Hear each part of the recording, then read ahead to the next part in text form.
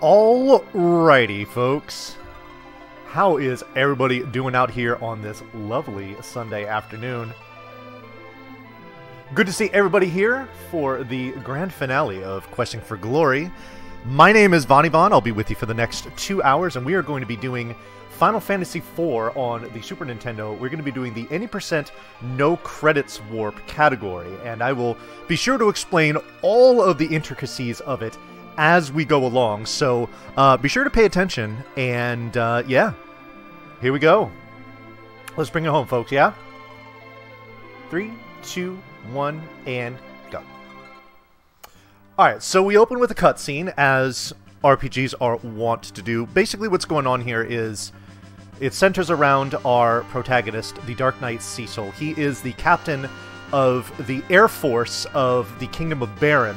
They're called the Red Wings. He has been sent on a mission by the king to retrieve a crystal from Mysidia, and has been given orders to do it by force. So he will do this. However, once he delivers the crystal after getting it, he has some reservations about what he's done and how he has done it. And this is really what's going to send him on his adventure. So right now we're having a flashback to all of the men destroying the people of Mysidia,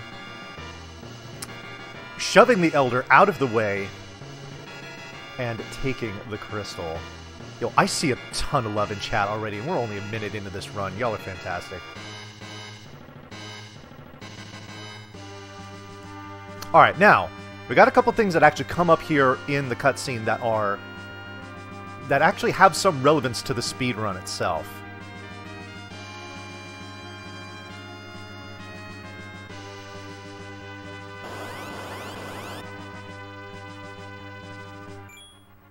Alright, so you notice I'm pausing here during this firebomb animation. There's going to be another battle cutscene that's coming up right here. Come on, baby, come on. Dang it. Alright, so unfortunately I did not get a nice little meme in the category that we like to refer to as Raven Skip, meaning that you actually get to throw that lit bolt before the Raven attacks. If that happens, you save about 2.5 seconds or so. So the fact that I didn't get it is not a huge deal. But the reason why I was pausing there is that because when you pause during battle, your in-game timer, which you see in the bottom right-hand corner of your menu when you go there, during that time, it will not increment. It will be paused as well. Now, this is significant because at the very end of this run, we're going to do a absolutely monstrous glitch that has just a bananas amount of layers to it. And one of them involves the in-game timer. I'll be talking a lot all throughout the run about the different things that I'm doing and how it all kind of weaves together in the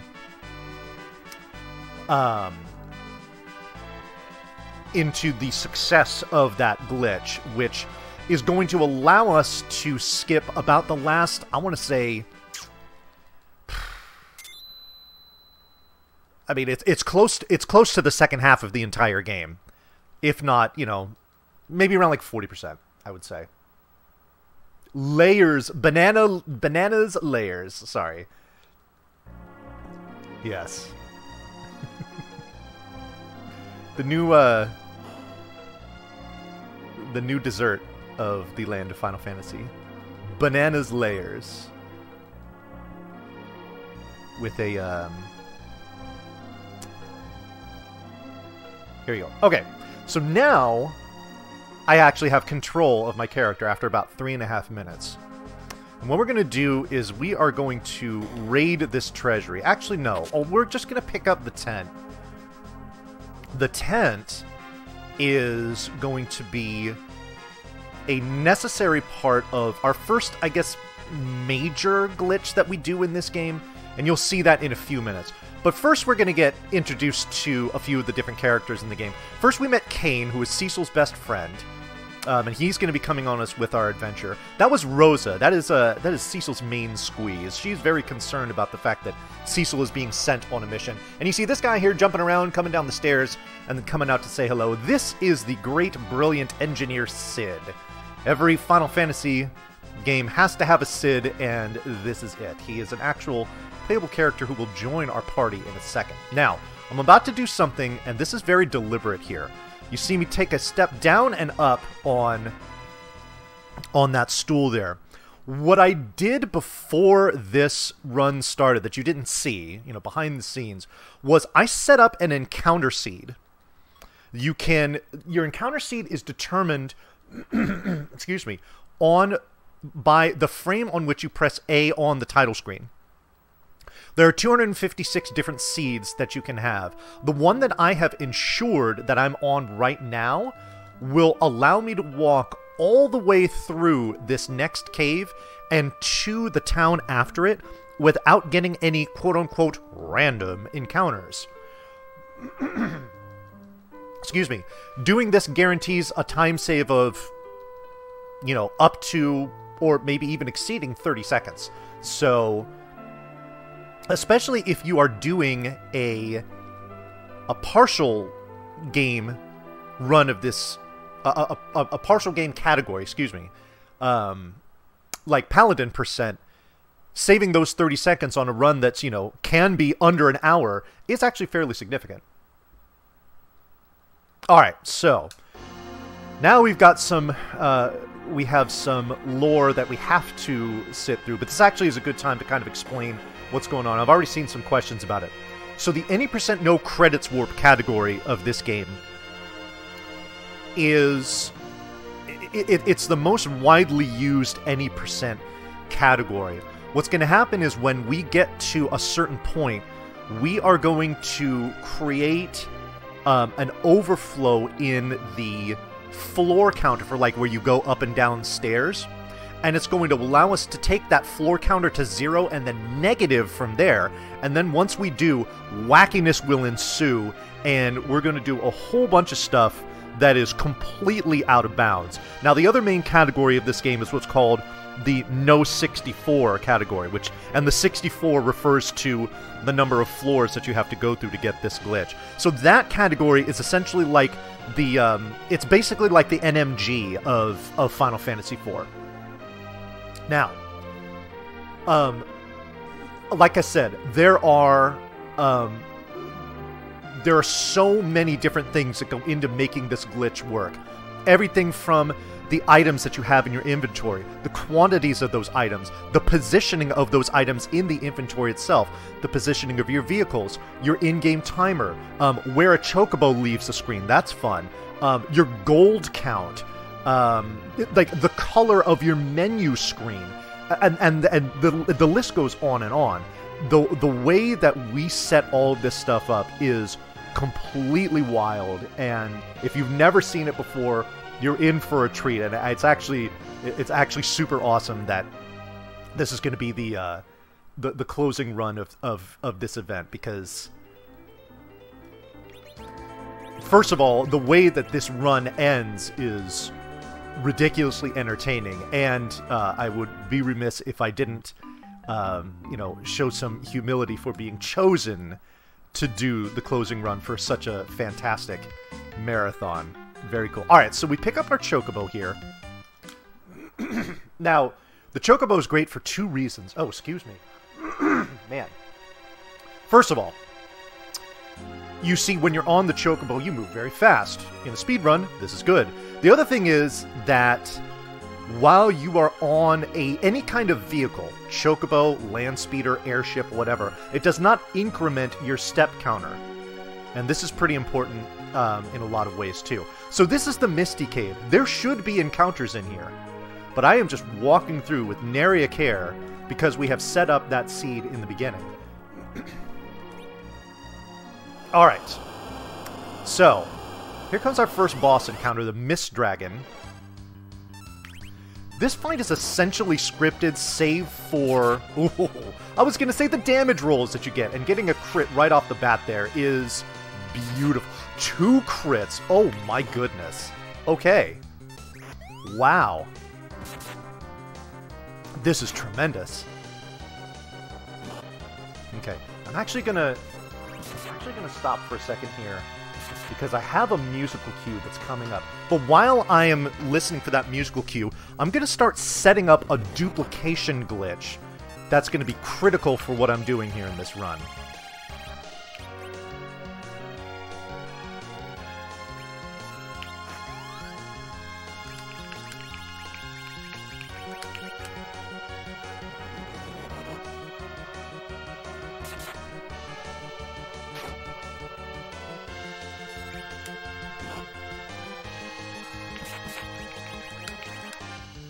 I probably didn't even need to jump. This might kill right here. It did. Wow. I should have just attacked with Cain. And there we go. And we're done. Okay, now, here's where things get a little wacky. I gotta concentrate on what I'm doing here, though. Alright. So what I did is I duplicated... I did an underflow of the amount of iron shields that Cain had. Now...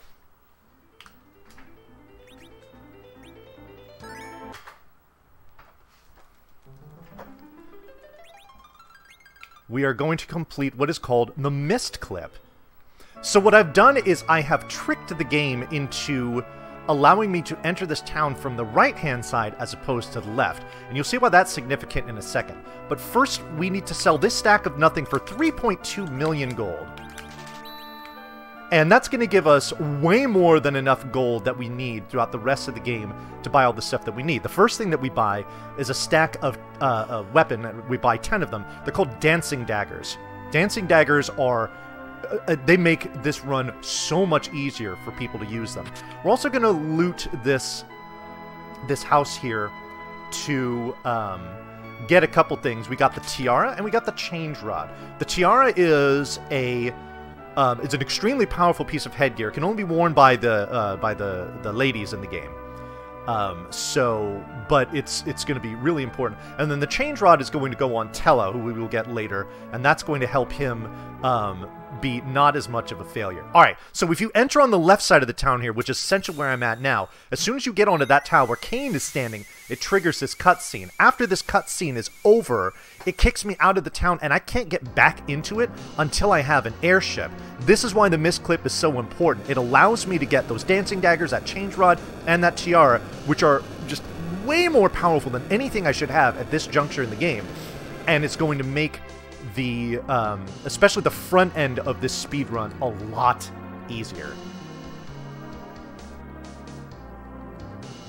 Okay, there's a very important member of the community that I see here in chat, a gentleman named Exodon. I'm actually going to be using a tool that Exodon has painstakingly put together with years of analysis and research that is going to make running this game a lot easier. In fact,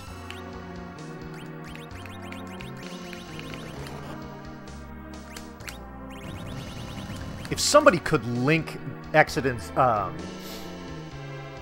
website or database into chat, that would be fantastic, because I'm about to use it right here.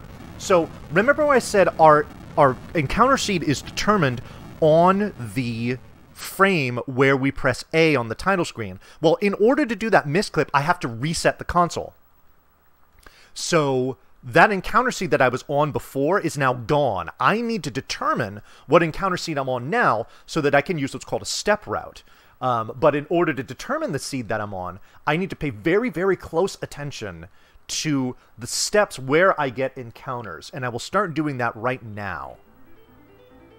And there's a very handy-dandy tool that will determine exactly what my seed is based on this. So let's see. 1, 2, 3, 4, 5, 6, 7, 8, 9, 10, 11. Okay, so 11 away from the corner. That would be step number 22.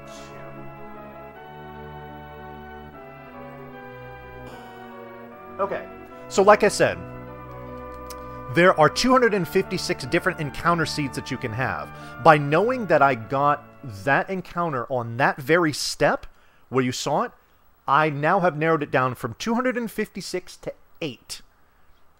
Now, as I continue walking through the rest of the route here, I will be able to further determine it and then pinpoint it by a very important point in the speedrun so that I can start my step routing as soon as possible.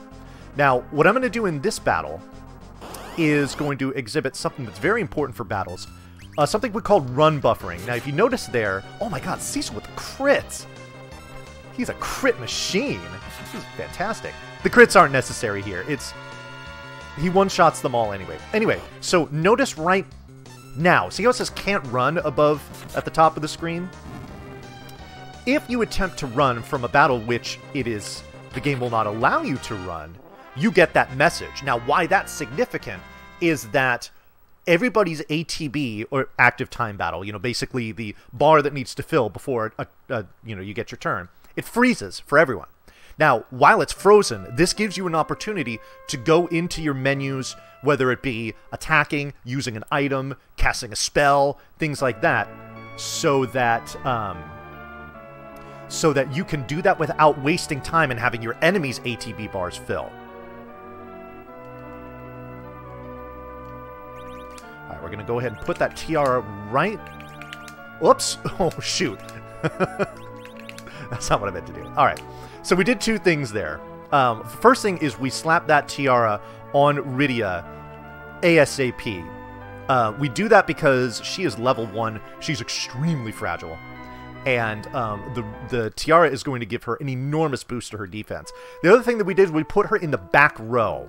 As it stands right now, I can have up to 3 characters in my front row and 2 of them in my back row. Back row characters are going to take less physical damage from attacks. Alright. So now we need to go back to paying attention to where we get our encounters. None here.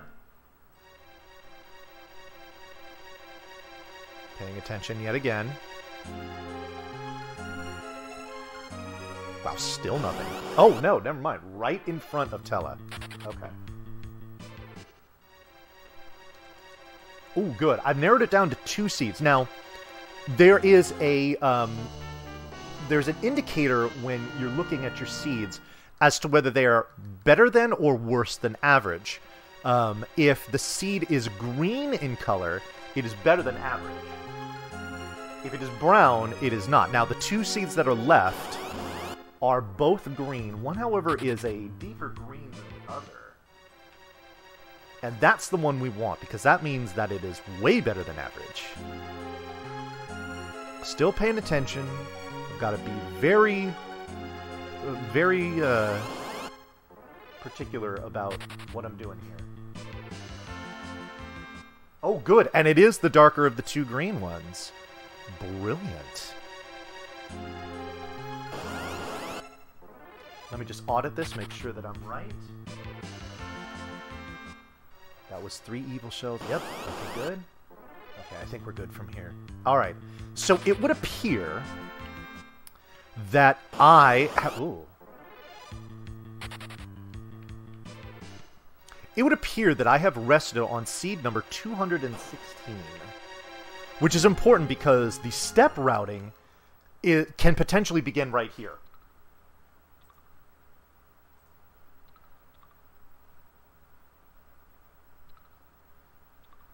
Okay, now what I mean by step routing is this. There are going to be areas throughout the game where you will be able to increment your step counter, but in an area where you normally wouldn't get encounters. Now, what this will do is this will allow us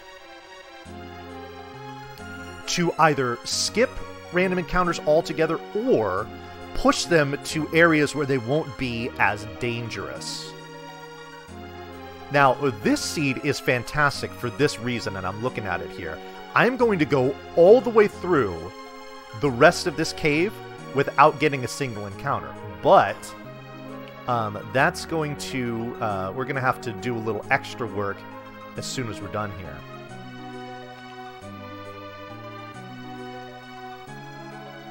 Yeah, normally I should be getting an encounter. I should have probably gotten, I don't know, 3, 4, maybe 5 encounters by now, but none. Probably a reason why this seed is so green. Alright, now, before we go into this next cave, we've got one of those areas that I was talking about, and I'm going to take some extra steps here. 2, 4, 6, 8, 10, 2, 4, 6, 8, 20, 2, 4, 6, 8, 30, 2, 4, 6, 8, 40, 2, 4, 6, 8, 50, 2, 4, 6, 8, 60, 2, 4, 6, 8, and 70. Alright, hope that didn't make you dizzy. So now what that has done is it has kind of altered the trajectory of the encounters that I would be getting. It might not necessarily help me here in this particular cave, but it could help me later on.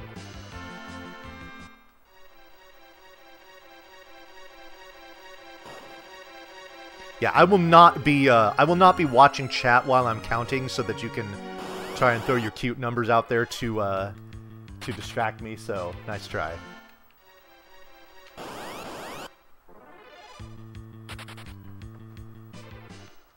Okay.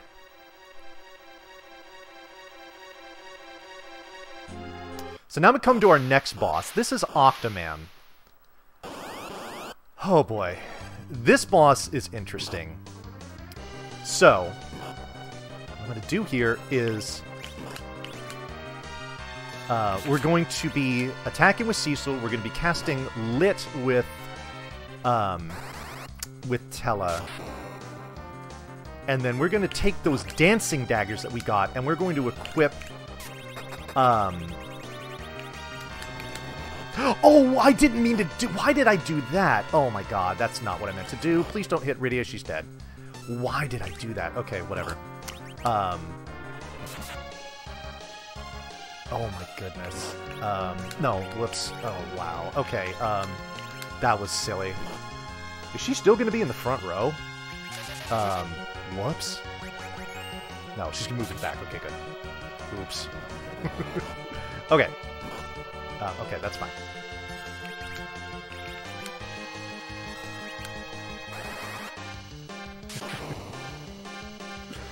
Did not mean to change there.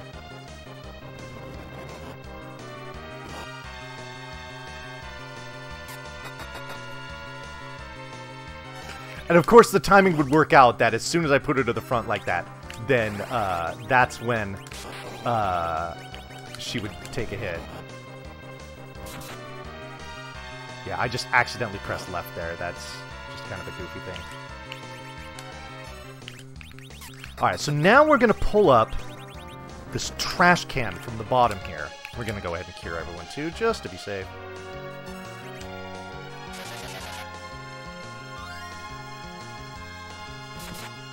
I meant to press up and then A. I pressed left and A instead. Alright, we're also going to do this here. I'm going to intentionally cast Stop on Tellah. Reason being is that at this point, the damage that he deals really isn't worth the time that it takes for him to cast the spell. So we just go ahead and stop him, so that way it just skips his turns.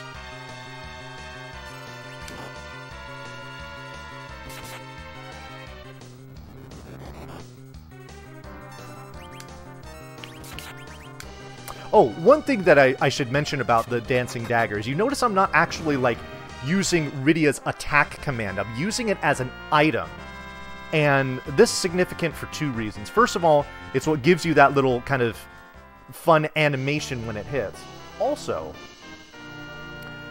it is guaranteed to hit, and it counts as a magic attack. Now, this is actually going to be significant on the next boss that we're going to fight. But first we have to watch the Red Barons under new command destroy the Castle of Damcien. We do a little rearranging of our party there in the menu to allow for when we have a certain character leave and another certain character join, that they will join in a particular spot and it's already good to go. Alright, so Here comes arguably the most famous cutscene in the entire game because of a particular line that is in it. Tellah is now confronted with his dying daughter's boyfriend. This is the bard Edward. But he's not just any kind of bard. He is a spoony bard. So if you have spoons, you can bust them out in chat, and it would be appropriate. Again, you notice I'm pausing during this cutscene here, because we're going to try to manipulate that in-game timer to be where we want it to be when we need it to be. And there's really nothing I can do here. You notice there's no menus popping up or anything. It's basically just a cutscene in a battle setting.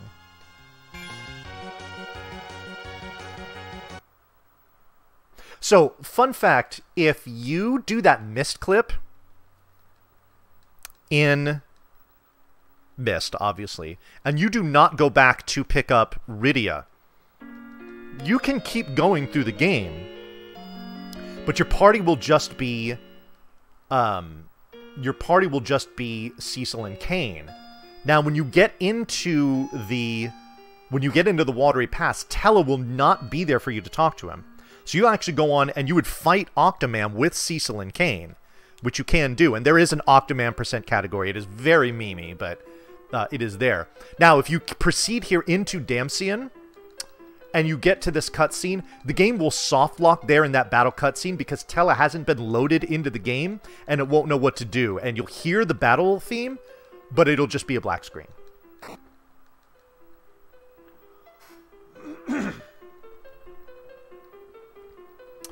So, we are now mourning the loss of Anna, Edward's girlfriend, who shielded Edward from a volley of arrows in an attempt to save his life. But unfortunately, she has died, and Edward, with a dead lover and a ruined kingdom, has nothing else to do. So he's like, "Yeah, you can borrow my ride, and let's go on adventures." That's precisely what we'll be doing right here.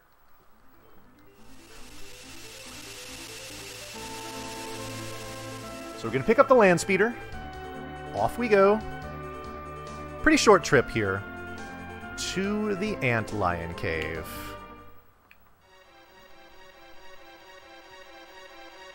Now, the reason why we're in the Antlion Cave is because we have been told that in this cave is a particular item of interest called the Sand Ruby. With this, we will be able to cure the desert fever that has afflicted Rosa and has left her bedridden. So in we go. Picking up that safety life just for nits. We're going to do some extra steps here. 2, 4, 6, 8, 10, 12, 14, 16. A lot shorter than what we did in the waterfall.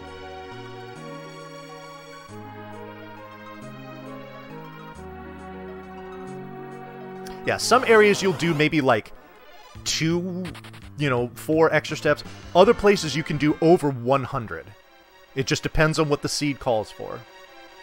And you might think, wow, you're doing 120 steps in place. Is this really saving you time? The answer is yes. Compared to doing nothing in that particular seed, it will always save time. I know, I didn't get creamed, Exodus. I'm sorry. Not that I was trying to, but...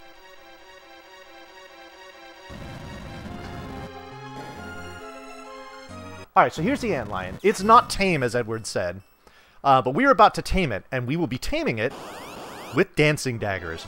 But we will not be taming it with physical attacks, because if we tried to do that, then the Antlion would counter and do big damage. So we're just gonna say nope to that. So I'm gonna always parry. Well, I'm gonna move stuff around in my inventory, but I'm always gonna be parrying with Cecil, because that's all he can do is attack. Now he's gonna dance, actually. Dance, Cecil, dance. Now everybody's dancing. Okay, cool.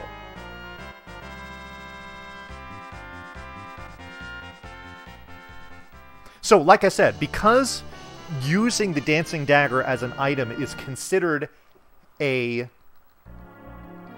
magic attack, it bypasses the Antlion's counterattack and makes that fight extremely safe.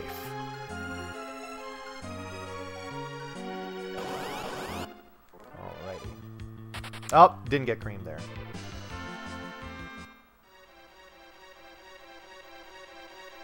Alrighty. Got to do some more extra steps on the way out. This is one of those fun seeds where you get to go into this room twice and do your extra steps. So we're going to do that right here, and we're doing 2, 4, 6, 8, 10, 2, 4, 6, 8, 20, 2, 4, 6, 8, and 30. Alrighty, and out we go. And it looks like we're not getting any more encounters for the rest of this cave. That is lovely.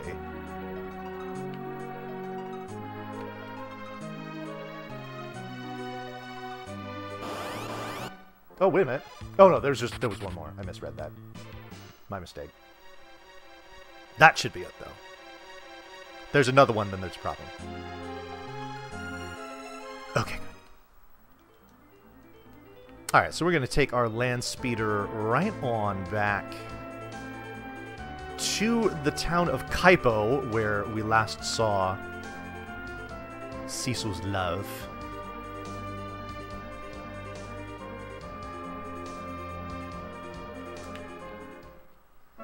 But now with the Sand Ruby in hand, we should be able to cure her of what ails her. Now, I arranged some things in my menu here because when we talk to her, we're going to have to use an item.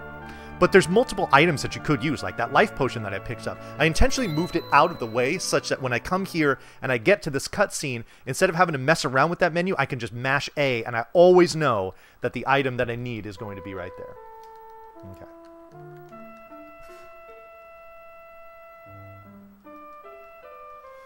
Alrighty, so we got a bit of a cutscene, but then we've got another cutscene after this.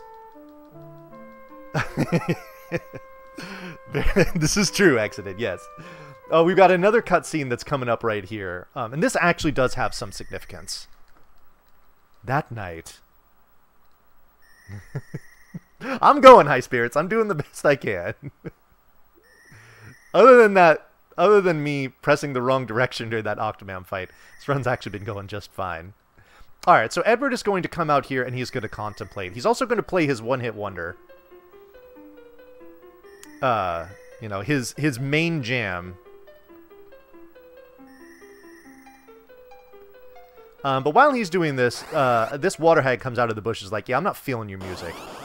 So Edward's like, alright, yeah, I'm not feeling you. So I'm going to smack you around with my dancing dagger. I'm also going to have visions. Hello, dead girlfriend. She's going to come back and give him moral support. She's going to believe in him. Now, this water hag, all we need to do to get through this fight is just hit it 3 times. The amount of damage that we do is irrelevant. Just three hits that connect, and that's it. Now, fortunately, with the dancing dagger and with him being in the center slot of the formation, we've got a 100% hit chance. So that's the entire cutscene. Now, why this is significant? Edward gained a level, Edward gained a level. Okay, that's going to increase his maximum HP by about 20 or so. And then in the next boss fight, he's going to level up yet again. This is going to be very significant for a section of the game that we refer to as the Fabul Gauntlet.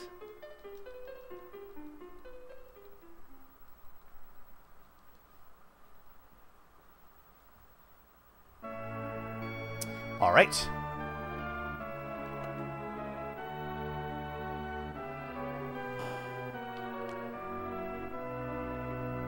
So now we head back out. Going to the left and then exiting puts me in this tile on the left of the town as opposed to the tile below it, and just saves me 2 steps that would A, take time, and B, increment the step counter when I don't want it to. Alright, so back into the ride, and now we're going to go across the shoals past the Antlion Cave. Here to Mount Hobbs, which is going to take us to where we need to go. But before we get there, we are confronted by this enormous wall of ice. How are we going to get through this? Oh, Rydia, you can cast black magic. cast fire. But she hates fire because it destroyed her village, it killed her mom. She's not too happy about this. But Rosa's like, yeah, do it anyway. And so she does. And it works. And Rydia learns Fire 1, which we will use 0 more times throughout the rest of this speedrun. Yay, fire! Okay, now we can proceed. Hooray.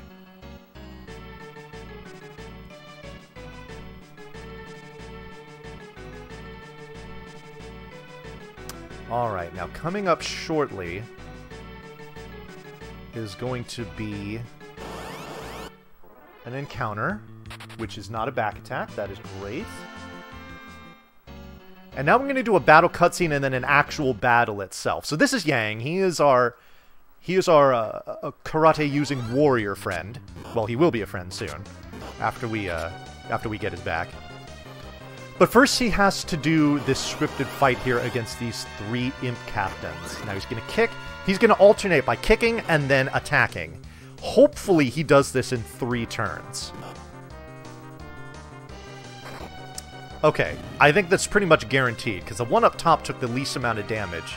So the fact that that's dead means that another kick here, and we're good. Beautiful. Alright. Alright, now we're going to join him to fight Mom Bomb here. I'm actually going to concentrate on this first part of it here. We want to do 800 damage to this first phase. Okay. That's not what we wanted to see. That's fine. That's actually perfect that that he attacked Cecil. Parry. Parry. Now it's going to go to its second phase, which is just going to explode into 6 little bomb babies. And then this is where the fun begins.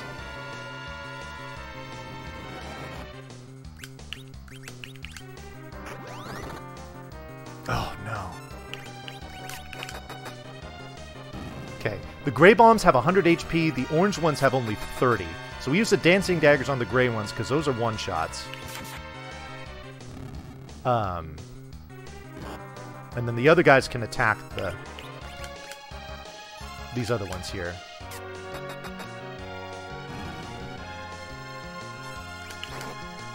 Oh my goodness, come on.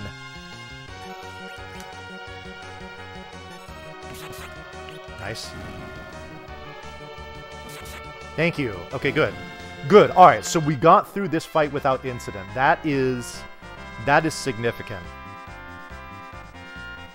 Now, when I say incident, the real incident would be a character dying, especially if that character is Edward.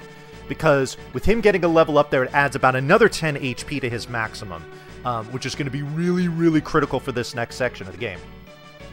But now with Yang in our party, we are good to go. All right, so I'll go ahead and explain what's coming up next here. What's coming up next is going to be what we refer to as the Fabul Gauntlet. It is going to be 6 battles that will be done in succession. What's really important to note about this is that there is no opportunity to menu in between the battles. So even if I did have curative items, like I do have that life potion, but let's say I bought some cure potions when I was in Kaipo or whatever, I wouldn't be able to use them between battles. You just literally you just go 6 in a row. There's cutscenes in between, but that's it. So, Edward is by far the MVP of these battles. Now, we certainly don't want him to die, but even more importantly, we don't even want him to get into critical HP, because if he does, then he automatically goes into this script where all he will do is hide, meaning that he will just kind of like remove himself from the battlefield and won't do anything else. If he does that, then it makes getting through the gauntlet exponentially harder, especially with certain battles. So, for that reason, and because this is a marathon, right before we get in the castle, we are going to go ahead and save. And then we go.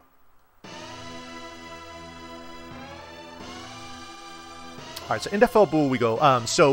Yang is from Fabul. He's going to tell the king of Fabul about what happened on the mountain. Edward's going to tell him about what happened to Damcyan. And as it just, as a coincidence, the Red Wings are about to attack. And so we are going to defend against them. Rosa and Riddy are going to hang back. It's just going to be the fellas doing this one.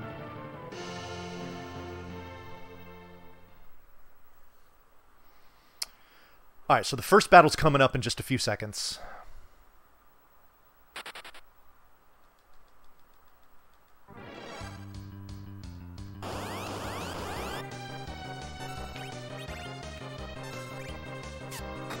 There we go. Dancing daggers against these guys.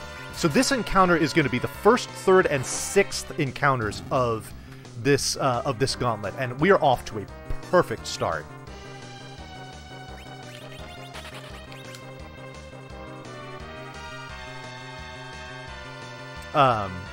Using the run buffers here is critical to doing this properly, such that you minimize the exposure to taking hits, especially to Edward. Yang and Cecil are both rather beefy and can take plenty of hits, so we're not worried about them. Edward is the one we gotta keep an eye on, though.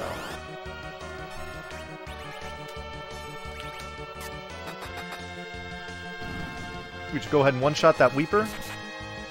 That Water Hag, believe it or not, is actually weak to the element of Cecil's sword. You wouldn't know it from the attack that he just did there. So Edward's just going to clean things up.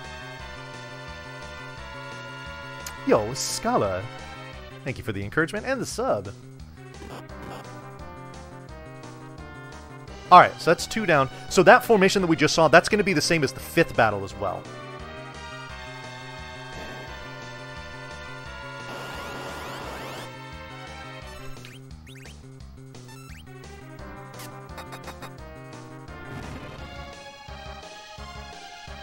Okay, so here we're going to get an attack.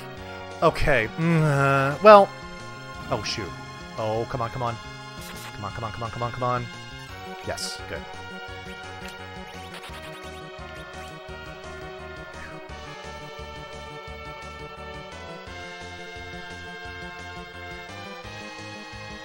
Now, okay. Now, what I'm about to do in this next battle is really important for setting up the glitch. It's one of the many things.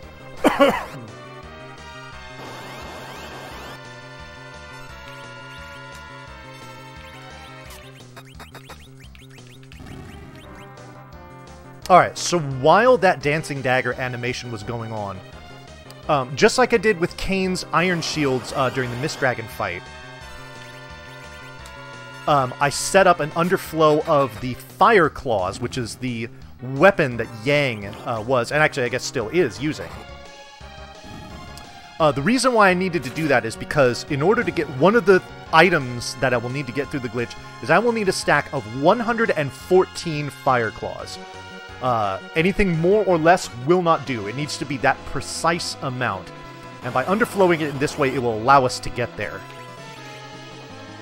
So here's the 6th and final battle of the Gauntlet. We got through this with basically no incident. Okay. At this point, Edward could take a dirt nap and it doesn't matter because that's the cleanup and we're done. Dance for a job well done, Edward. Alrighty. So now, we come in here, and this is the reason why the Red Wings are attacking. They want the Crystal of Fabul. They're collecting them. Now here's a familiar face. It's Kane. Only no. It's Doo-Doo Head Kane. He is now against us. But we want him to kill us, and the reason why, hopefully will not become evident. Yo, thank you, Kane. We want this cutscene to end as quickly as possible, and it ends when Cecil dies. Or would be reduced to 0 HP, I suppose is a better way of putting it. If, after a Kane jump and a Cecil self-attack, he does not die, or I'm sorry, get into critical HP, excuse me, then you get some extra dialogue from Kain, which wastes like double-digit seconds. So we avoided that, which is good. So now here's Golbez, old Crooked Horns himself. You can't unsee that now that his horns are pointing in 2 different directions. He is our quote-unquote antagonist. And he has stolen 3 things. He's stolen Kain, at least Kain's mind. He has stolen the crystal, and he's also stolen Rosa. All of which are completely messed up. But, obviously we didn't do a whole lot about that right now, because he's gone, and, yeah. Alright, now, I've been talking plenty in this step route about the additional steps, or the extra steps that I do. I'm going to be doing something here called optional steps, meaning that I will be walking in a particular way on tiles that will increment my step counter, as opposed to ones that wouldn't. Here's a great example right here. I'm intentionally not going to step on the carpet in this throne room and step on the stone floor instead, because that will increment my step counter.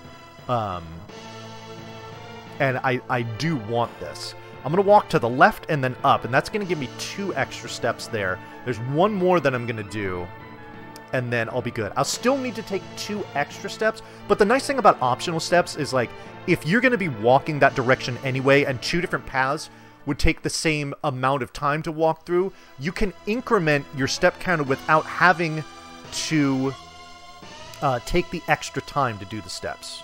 Alright, very important menu here.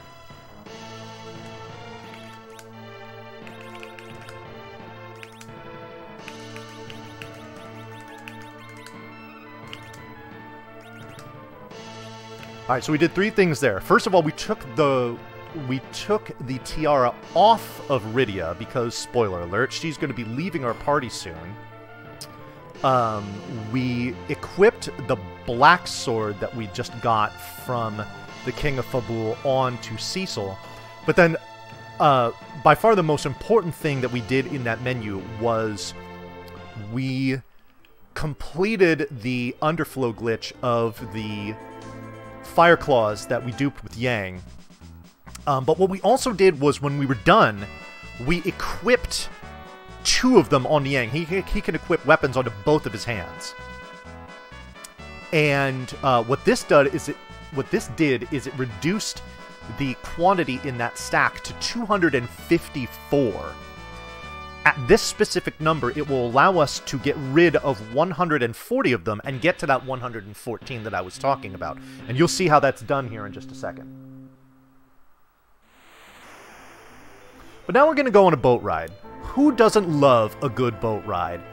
You know, nice fresh air, you get that breeze coming through your hair, you know, just being on the water is it's just such a freeing and liberating feeling. You know, look, like they're just sitting out there, they're on the front of the boat, having a chat, you know, figuring out what they need to do. Things are good. Things are looking up. We're just going to keep sailing along.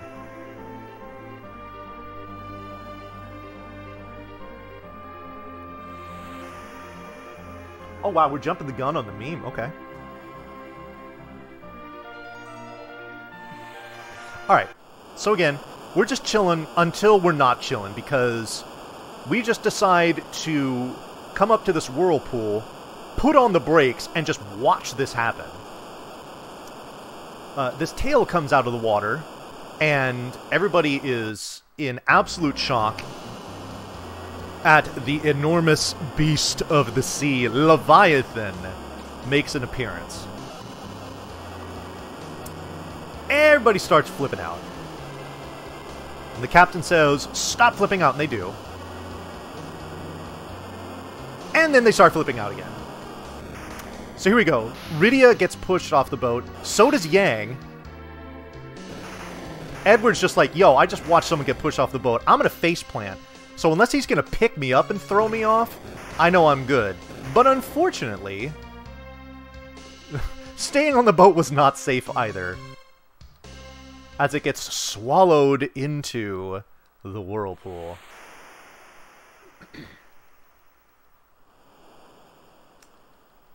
So now we have Cecil.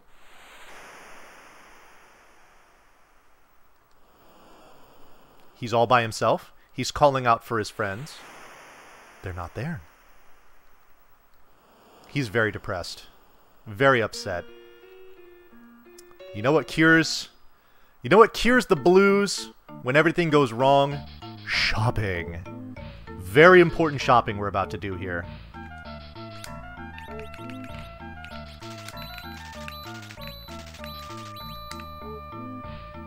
Buying 6 of those items is significant. Alright, we haven't had enough shopping. More shopping, please.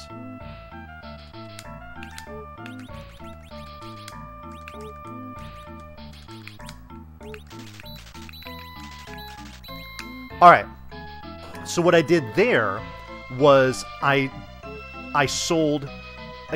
twice I sold 70 at a time out of that stack of fire claws. So 70 plus 70 is 140. 254 minus 140 is, I'm sorry, 70 plus 70 is 140. 254 minus 140 is 114. So now we're at the right place. Also, we are in a place where we have 2 5-year-olds who are introducing themselves to us because they are going to be accompanying us on our adventure. These are the twins. Palom, the black wizard, and Porum, the white wizard. They're fun.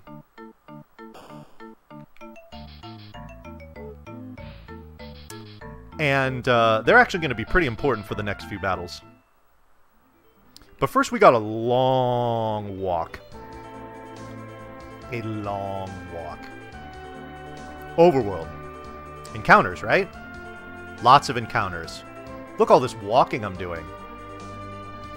There are fearsome beasts everywhere, just waiting to pop out of the trees or out of the bushes or whatever to get me. Just this one. That's it. We'll keep walking through the forest. Just keep walking and nothing. This is the beauty of step routes, folks. Go ahead and lay down a save here. Doesn't hurt.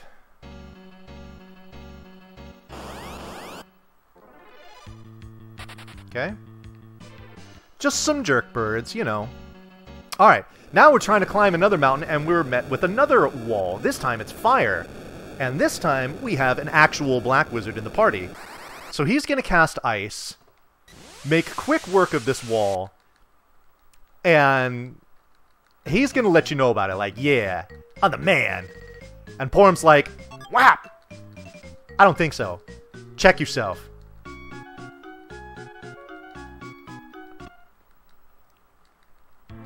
Meanwhile, so this is Golbez's evil tower of evil, where he has Rosa tied up, that big, large boulder ominously placed over her, and Cain just sitting there being a punk. This is Mylon, the enemy here in the red robe. Remember Mylon, that will be significant in a couple of minutes.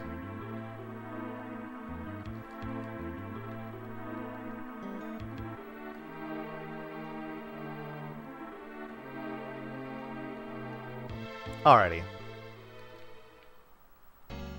Cutscene's over, we can keep walking.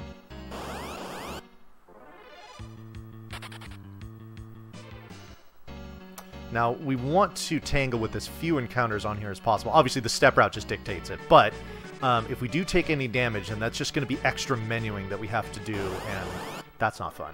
So, okay, good. Still got 4 more encounters before we get to our next boss battle. That's quite a few. So, let's just hope that they're good. Oh, hey, we recognize this guy. This is Tellah. What are you doing up here? So Tellah's up here because he was told that this is where the legendary spell of Meteo could possibly be learned. He wants to use it on Golbez because Golbez is responsible for his daughter's death. Now, the reason why Cecil and kids are up here is because that village chief... Now, that was the village of Mysidia that I was just in. So Cecil comes in, he's like, hey, I just lost all my friends. Can you help?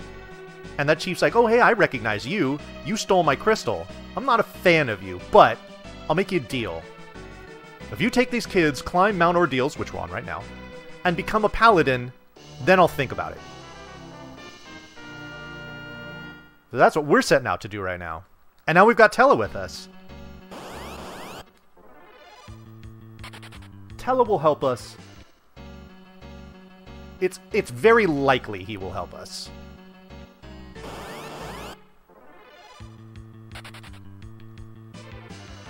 few more encounters, and then... I mean, I'm going to have to do a menu anyway, just to get some things going, but... Cool. Alrighty. So, one more encounter here, which is an infamous one on this mountain. We refer to this as the Zombie Dance Party, and you can see why. Thankfully, that's not a back attack, because otherwise that's 7 attack animations I would have to sit through. No thank you. Alright, so we're taking the optional step, meaning that we trigger this and we walk up instead of left. Okay. We're going to take that tiara and put it on Porom now. Also equip a couple things on Tellah here. Alright. So... here is Milon.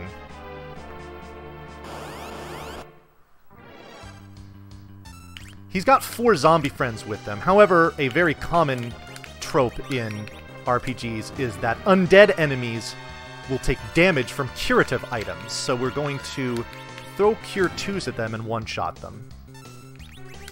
Now, Palom and Porom have a special ability called Twin, which you're going to see coming up here in just a second, where they can cast some spells that are unique to them.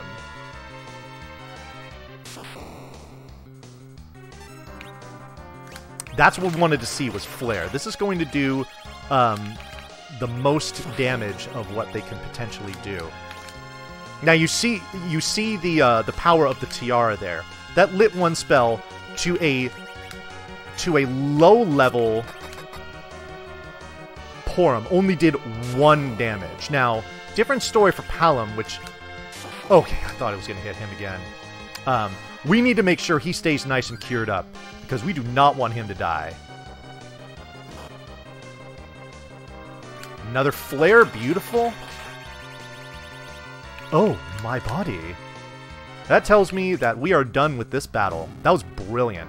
2 twins and a dancing dagger is exactly how you want that to go. Now, I'm going to make some preparations here. And we're going to try and pull off another really cool kind of glitch here in this game. Now, remember before I brought up my trash can during the Octoman battle? I'm going to attempt to use it here in this battle. But I am going to have to concentrate on this because this is very particular in how you do it.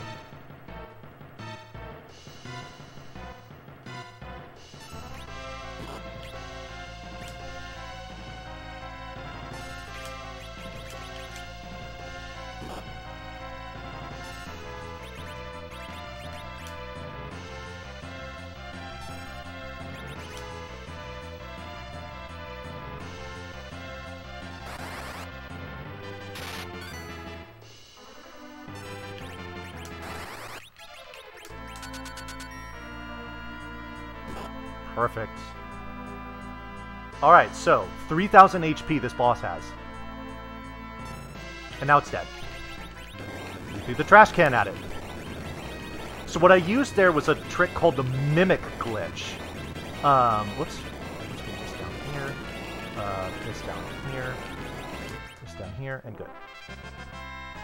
So use a trick called the Mimic Glitch. This is only possible on the 1.0 version of Final Fantasy IV, where you can trick the game using the twins into using items that wouldn't necessarily be used as items to do some pretty wild things. So what that did is it cast... I always forget. There's 2 items that you can use there. One of them is a trash can, and another item, which is called the carrot, The carrot, what the carrot is supposed to do is summon something called a big chocobo, which is essentially kind of like a storage locker that you can use in Chocobo Forest.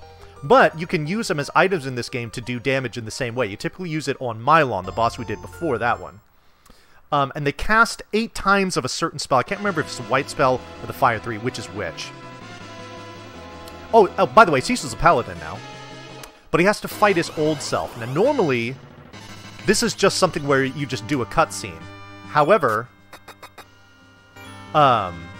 we are going to instead use dancing daggers, which the paladin form of Cecil can, to deal 1,000 damage to his old form and end this cutscene a lot earlier.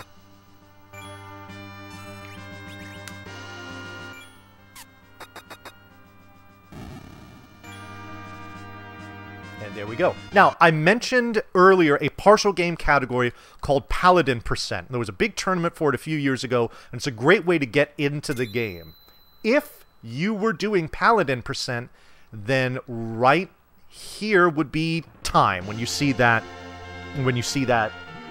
text box come up. So for me, we're a little over an hour in, and that's a fairly standard time, especially if you're learning this. To get to is right around an hour.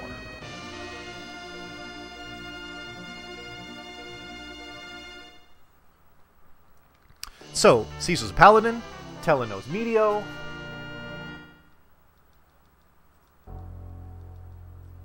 Things are great. Now, you might notice that at this point, there are some red rectangles on the side of my screen. That's funky. I don't remember those when I was playing the game before, you might be saying to yourself. Well, here's the thing. It's part of my overlay in OBS. And the reason why these are up here is going to become apparent, or I'm going to talk about it in just a minute. But first we have to walk down the mountain. Now, walking down this mountain is particularly precarious because when Cecil becomes a paladin, his level gets reset to level 1. So, there is a higher likelihood that we are going to get back attacks and surprise attacks from these enemies on here. So, hopefully, we can avoid those for the most part. Although, if I'm reading my step route right, I've only got 2 more encounters on this mountain. And then we're done. At least with the mountain.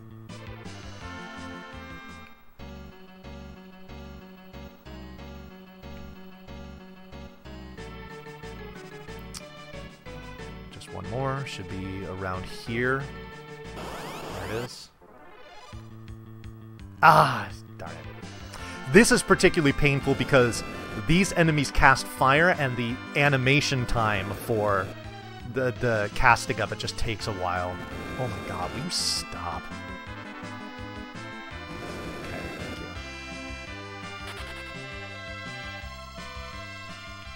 Alright, now, when I leave the mountain, I am going to walk down to a Chocobo Forest and I'm going to grab a yellow Chocobo. Here's the thing. In order for the 64 door glitch to work, one of the things that needs to be considered is where this Chocobo leaves the screen. If the top of its head leaves in one of those red boxes, it is a bad bird, and we will need to fix it. But if not, it is a good bird. So we're about to find out. Come on. Bird, bird, bird, bird. Bird, bird. Oh, that is a very bad bird. That was right in the middle of that rectangle. Okay. So what this means is that if I were to do nothing more about that for the rest of the run, I would guarantee soft lock in the 64 door glitch. But I can fix this. The nice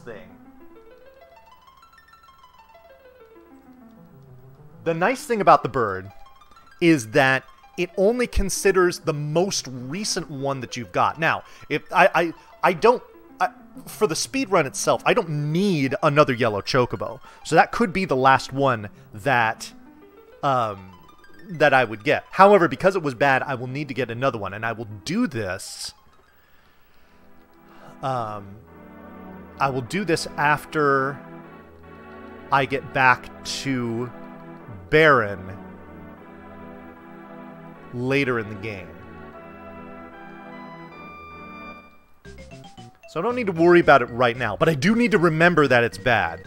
Because if I just go ahead and just breeze right through the glitch, and I didn't correct that, then I'm basically stuck. So, yeah. Burb was not my friend there.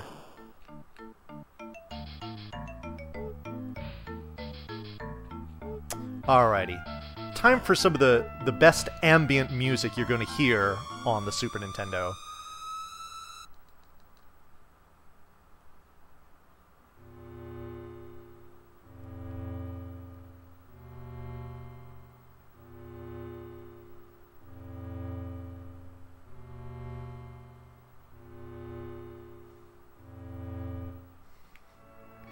I have to do some extra steps in here. 2, 4, 6, 8, 10, 12, 14, 16.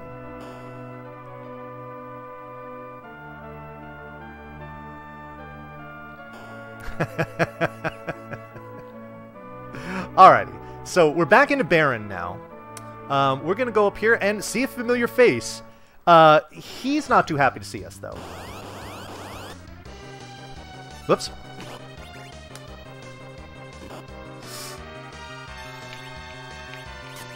So we gotta fight off his guards instead.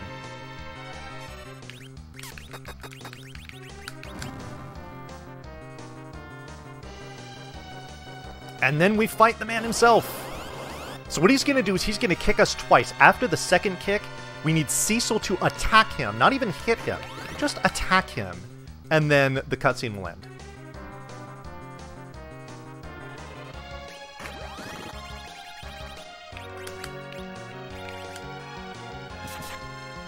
Yeah, so even if Cecil were to miss there, which is possible, he would still say ouch, and the cutscene will end, which is funny. Oh, also, we're going to have a nice little... to me, this is a good luck charm, I think. Now, notice that there is, in the bottom right corner, you see that girl with the red pigtails. And she's just chilling there. This is not just any girl. This is not just some normal girl. This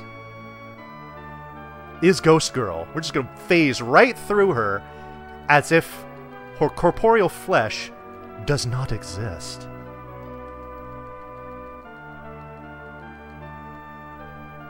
The reason why that is because, so that walk back to the inn here, I wasn't doing that. It's part of the cutscene.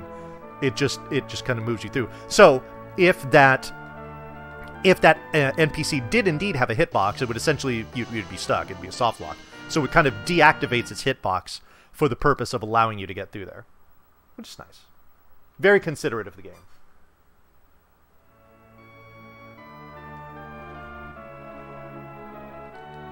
Alrighty. So now we have to do more shopping, and this is very critical and very wacky too. So just bear with me here. Again, you have to use a menu here because these doors are locked, but I have it such that the Baron key is right in that top spot. So I can just mash A when I get to the doors and they will open.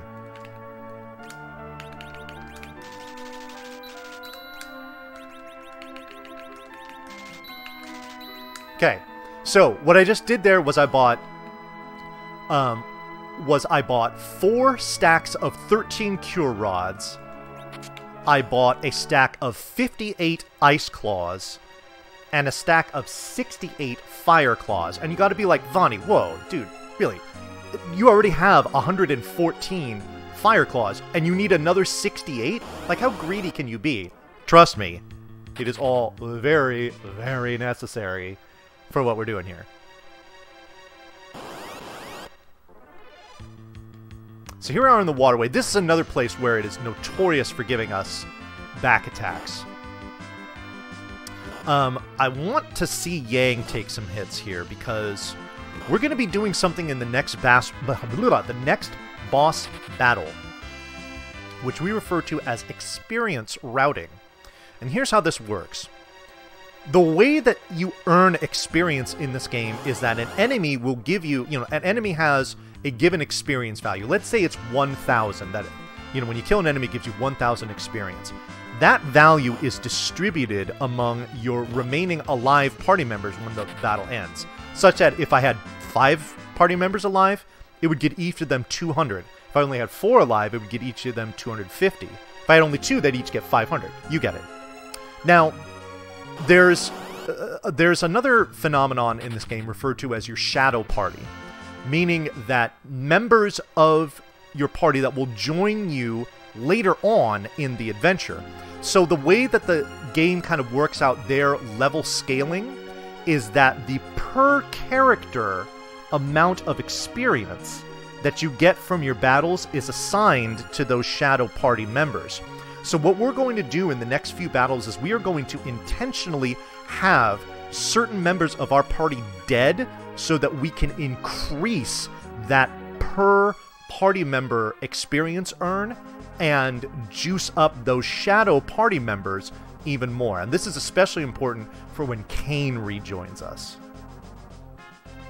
But now we're back into Baron Castle, good old home, but we're not here for a reunion. We're here for a fight. But before we do this fight, we got to do a menu.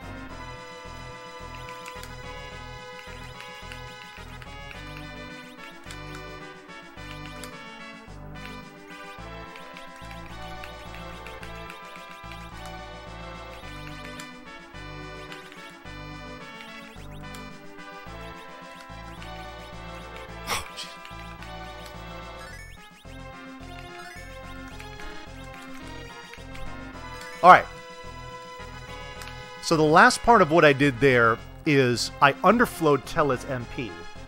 Now why this is, I'll explain why this is significant after it happens.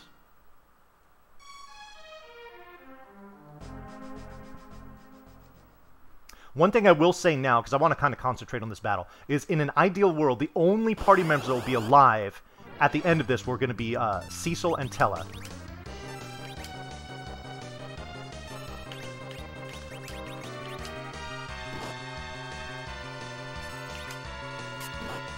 Perfect. Perfect.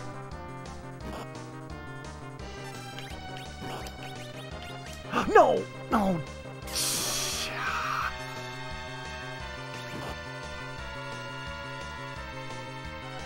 Okay, I might have to do an extra menu here.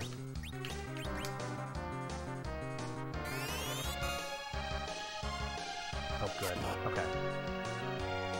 Alright, that's fine.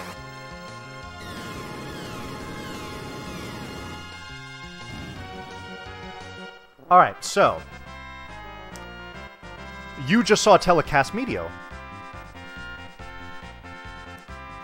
He's not supposed to be able to do that.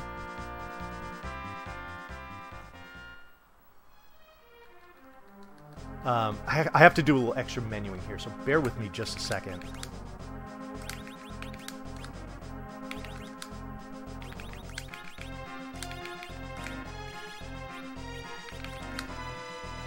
Oops, I should have stayed in that menu. That was dumb.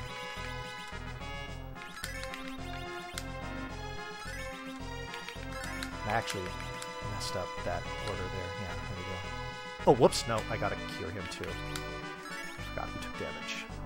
Alright, so the way that works is that Telah, no matter how much you level him, his maximum MP will always be 90.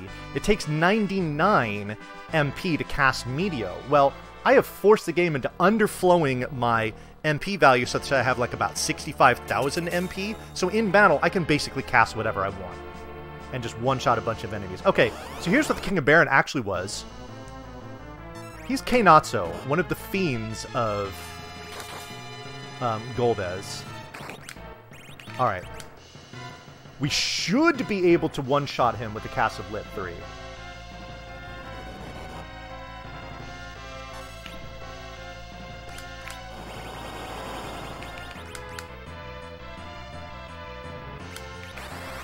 Where's that? Good. What am I looking for? That's the one.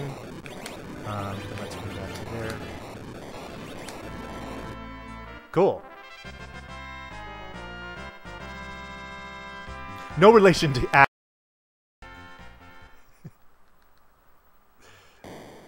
Very good. So Keinatsu has 4,000 HP. We do the attack with Cecil and Yang to start out, just to kind of soften him up a little bit, and most of the time, Tella's lit roll of that lit 3 is enough to kill it. Fortunately, it was in that case. Sometimes it isn't, and if it's not, then it can really prolong that battle and make it weird.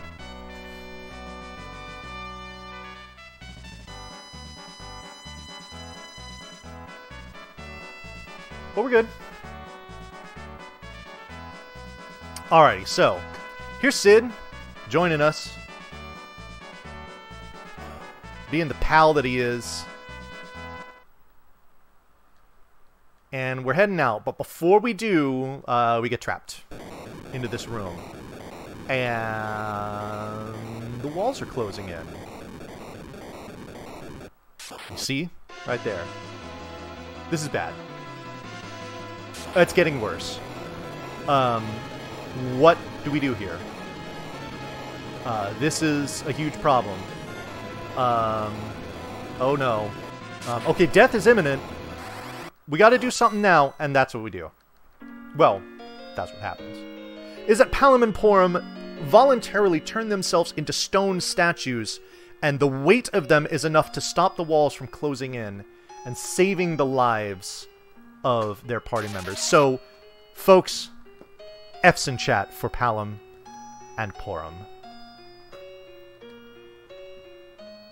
Yes, and there is a there is a theory that you see Tella cast a spell there. He was trying to cast Heal on them to remove them from their stone status. However, the theory is that because he's so annoyed with the twins, he actually targets Sid with it instead, as opposed to Palom or Porom, and therefore he says, oh, it missed because they did it of their own will, it's not going to work, whereas he just wasn't really trying.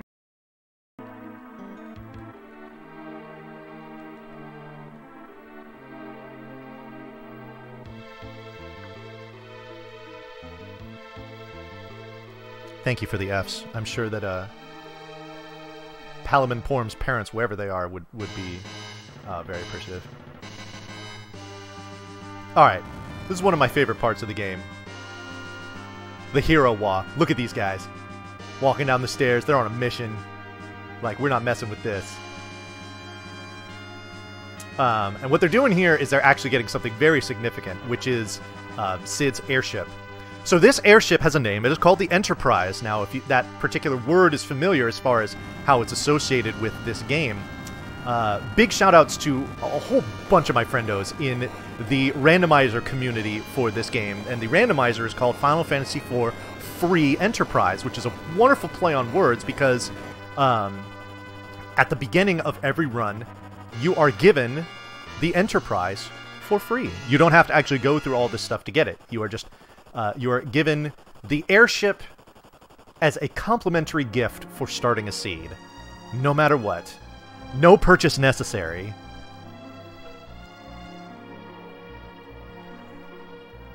So, yes.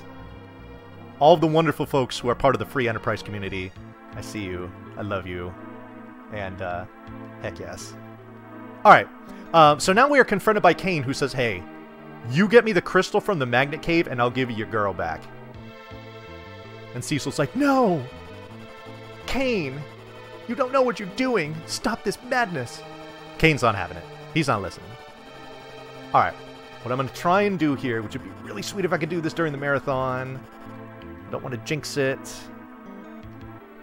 Oh, I think I'm good. Ah, yes! The swag landing. Beautiful. Getting that on the fly requires a precise turn and a precise A press in order to get it to work. Some extra steps here. 2, 4, 6, 8, 10, 2, 4, 6, and 8. So we got it. I'm actually pretty happy about that. And getting the swag landing isn't insignificant for a speed run. I mean that's literally the fastest that you can land that ship, as opposed to, you know, not lining up with that one tile properly and then you have to readjust. Or if you try and do the swag landing and you miss and then you try to land, you go back up. We refer to it as a bonk.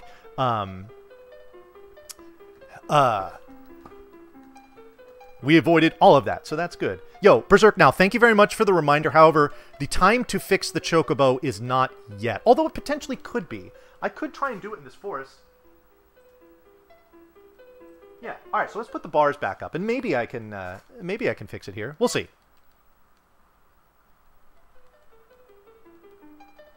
Okay, I have to use an ether here on Tellah because doing so breaks that underflow, and the underflow is significant because you can only use underflowed magic during battle. You cannot use it in the menus, and we want to cast Exit with him there, and so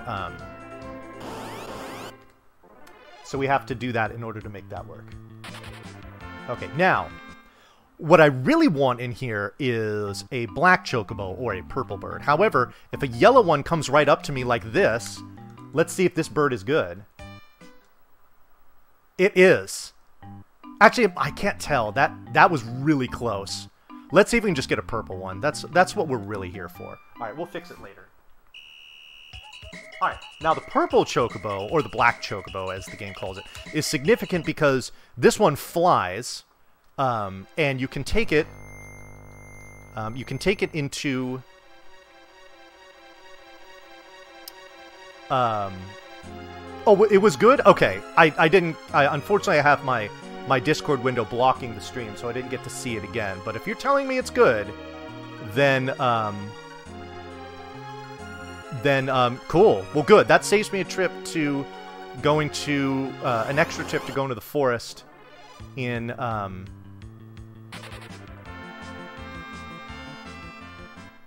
the later stages of the game. All right, so this is the Magnet Cave. Now, the gimmick here is that anybody that's wearing any sort of metal equipment, weapons, armor, whatever, they are going to be permanently paralyzed as the weight of that equipment is going to render them useless in battle. Now, the only one of our members of the party that is not wearing anything like that is Cid. If all of our members were wearing that metal gear, then it would be considered like a party wipe, and it would be a game over. So Cid is the only thing kind of keeping us going here. Now, I did something very subtle way early in the run when I was completing the dupe of Kain's Iron Shields after that, after I defeated the Mist Dragon, where I took the Iron Gauntlet that Kain was wearing and just dropped it into my inventory. As soon as I get into this room here, where there will be no more random encounters, I'm actually going to slap that glove onto Cid, and the reason why is that before I fight this next boss, there is going to be a cutscene where, in order for the cutscene to progress, you essentially need to game over. Now, we could let the Dark Elf kill us, or we could just rob him of the pleasure by having everybody be paralyzed, which we have just done.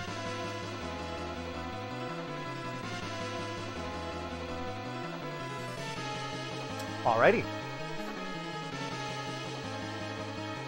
So with everyone dead, things are looking very grim. It looks like the Dark Elf is going to have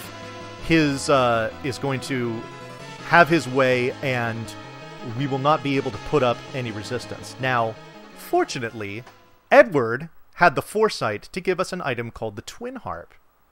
And what that will do is when he plays his big hit on his harp, it is going to be duplicated by the harp that we have. And when the Dark Elf hears this, he is going to be really, really upset, because he doesn't like the music, and it's also going to break the effects of that metallic, you know, field, or whatever you want to call it. It's also going to fully cure all of us, which is great. So now we can actually go into the battle itself.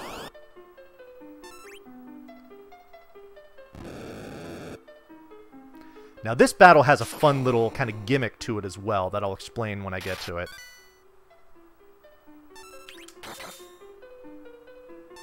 Alright, more experience routing here. Yo, thank you, Cid, for getting us through that cave. We're not going to do you dirty by casting Virus right in your face. Okay, the weak on Cecil is not what I wanted to see. I would have loved to have seen that on Yang. Are we good here? We are. Okay, me change. So he's going to change forms, which coincidentally is going to rob him of his boss flag. The boss flag is significant because it would make him invulnerable to weak. However, we could just reduce his HP to a single digit and hit him once and he's dead. So a nice cheesy way to make that battle very easy to deal with.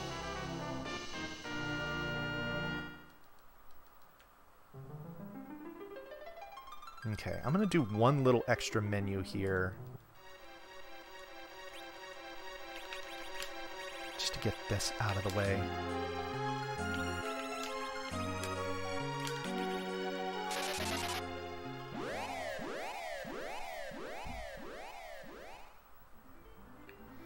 Alrighty. So, as soon as you get back on your Black Chocobo after you used it, it automatically takes you back to its forest.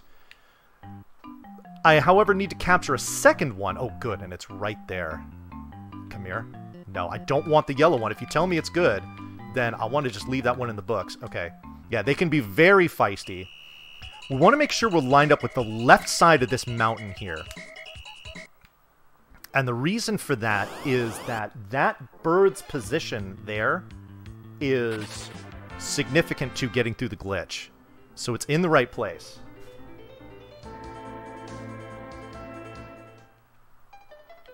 Alrighty, back to the Troy Castle.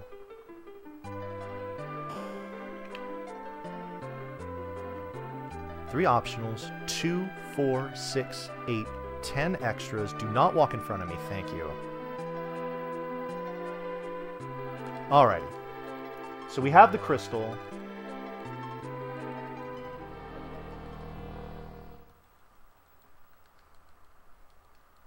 But an ominous voice comes through. It is Cain.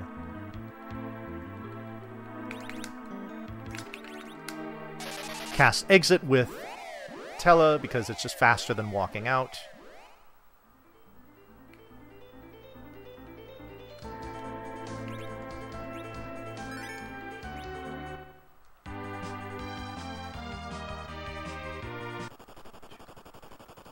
Okay, cool. Alrighty. So now Cain confronts us again and says, oh great, you've got the crystal.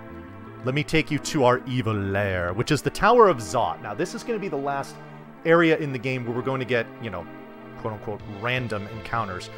Tower of Zot can be very mean. Fortunately, we're only going to have 7 encounters throughout the whole tower, which is definitely better than average, and you love to see it. Now, as we're going to go through here, we're actually going to take an intentional kind of optional battle. And this is going to net us a particular piece of equipment that is going to make things a lot easier for us later on. Okay, good.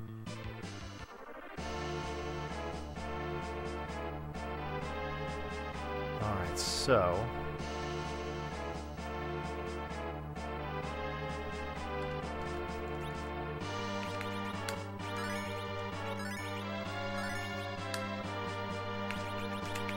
put him in the back row. Now this is a trap chest.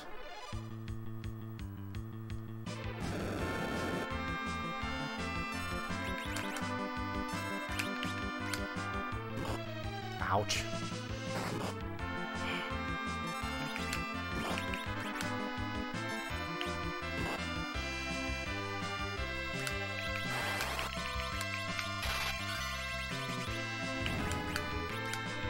Alright, so we did that so that we could pick up the fire sword. Now, I did something kind of subtle in there during that battle where I first selected an empty slot in my inventory, and then I selected the weapon that was in Cecil's right hand. The reason why I did that in that particular order was that this does what we refer to as a simple dupe. I'm going to do a little...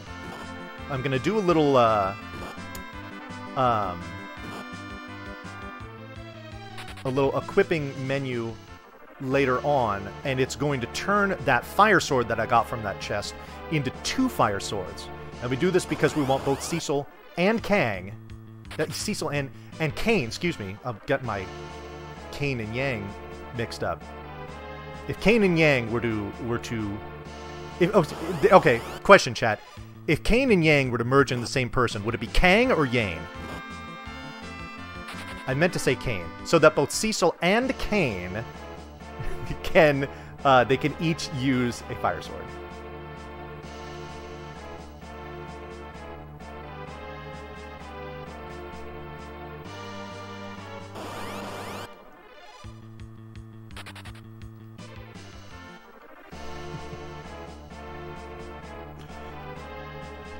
I feel like most of chat is Team Kang.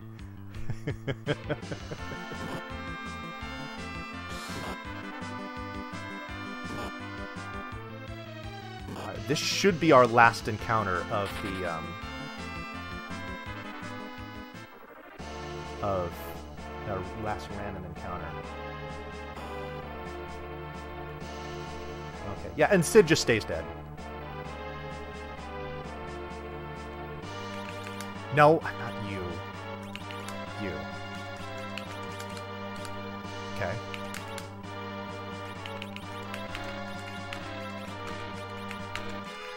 There we go.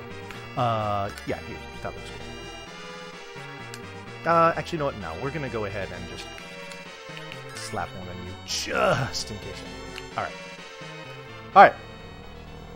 So here we go.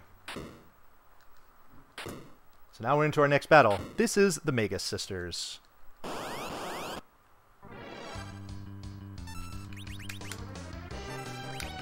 Nice hard hit here, Yang. Let's go. Ah, damn.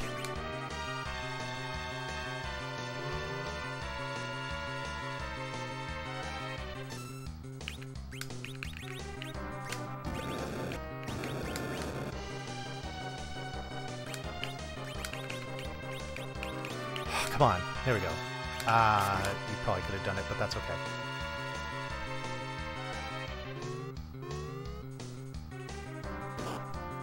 Okay. We're just going to wait for media to go off here. Perfect.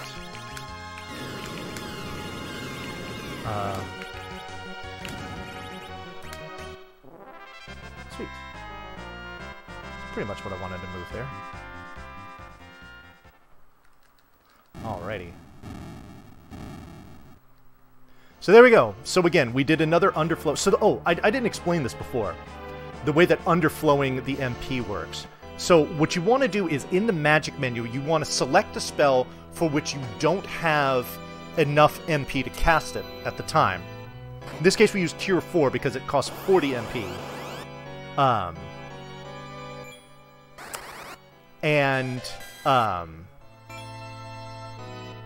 What you do is then you then select a spell where you do have enough to cast it, and you press the direction up to that spell you can't cast and A on the same frame, and it essentially forces you to cast that spell for which you don't have enough MP, and that's what underflows the value.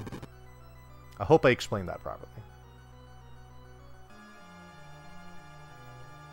So we're going to be doing more pausing here. We're going to try to line things up for the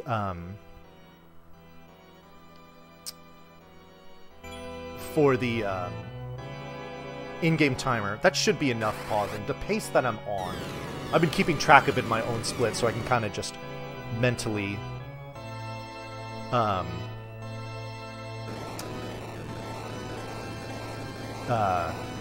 know where I'm at with that timer. So we should be good here.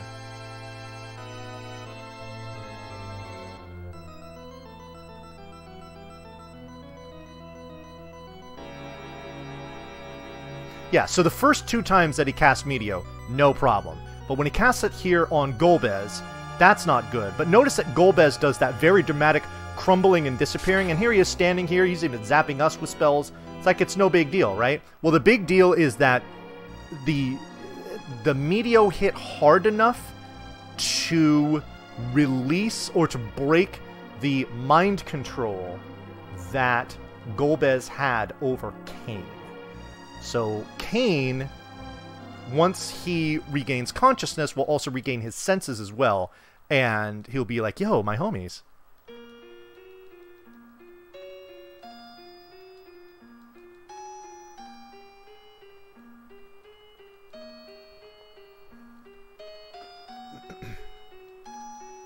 Also, the way you know that a character in the game dies for real is if they do the double dragon death, where if their prone body flashes and then disappears. Then they're like dead, dead, dead. So yeah, we can drop F's in chat for Tella too if you feel like it. Yeah, go ahead.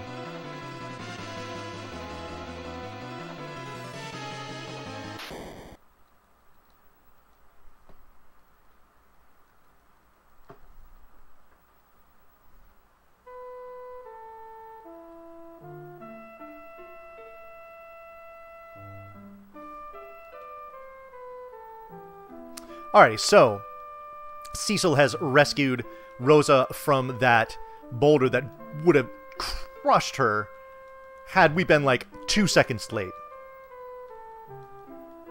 But now everything's good, and Kane's like, oh man, I'm so sorry. I was a big jerk. Will you forgive me? And we're like, sure, yeah, you can equip this fire sword. Of course we'll forgive you. So the reason why we did all that experience routing is because we wanted Kain to get to level 19. And when he does, he gets a damage multiplier that is very significant.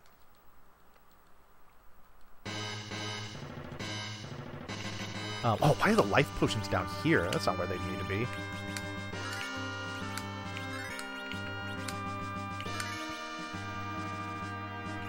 We need to equip him with the fire sword and a headband and a karate shirt, and we're good, right?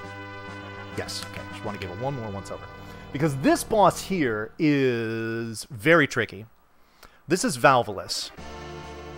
I am going to concentrate on what I'm doing here, so...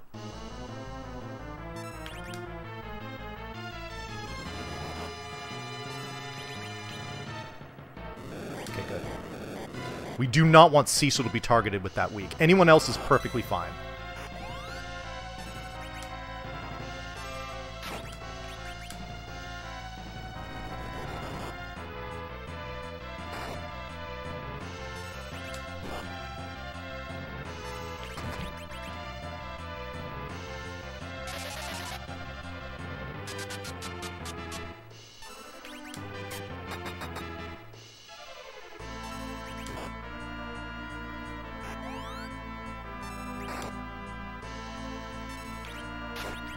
Nice jump, Kain. Thank you. That can actually get up to 1,000 plus, so in the 900s is lovely to see.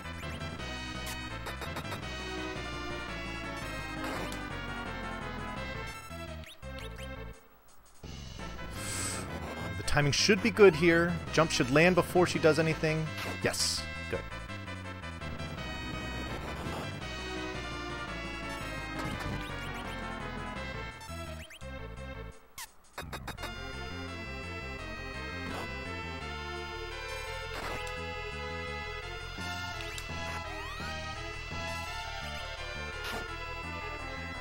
$700 is not bad.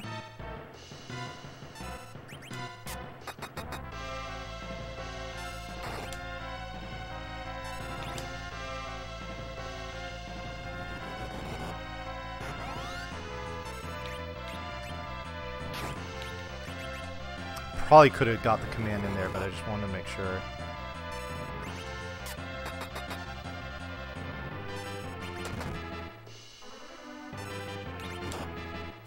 Oh boy.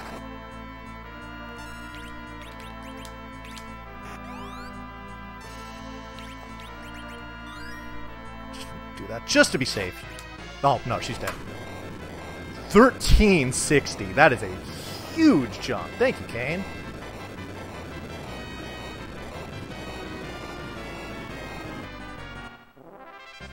Ah, yes. So, so yeah, somebody mentioned it in here. I've usually mentioned this when I do a run of this. So the 4 fiends that you fight in this game are, as they're named here, they're Milon, Keinatsu, Valvalis, and Rubicant. We won't see Rubicant in this version because we're going to skip him. However, they are named, their original names should be, and respectively should be Scarmiglione, Cagnazzo, Barbariccia, and Rubicante, and those are references to characters from Dante's Inferno. However, in the localization, they got renamed to shorter stuff because that's just the way localization works. So, what kind of pace are we on here? Assuming nothing terribly bad happens, this should be like 2 hours flat.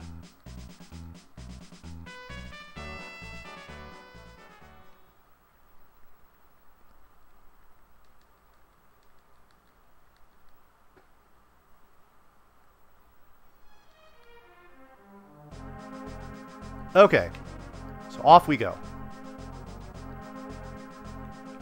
Now things are cool in Baron Castle. We've got everything all wiped out. We got to sleep in our own bed. It's been a while. So now we're going to head out.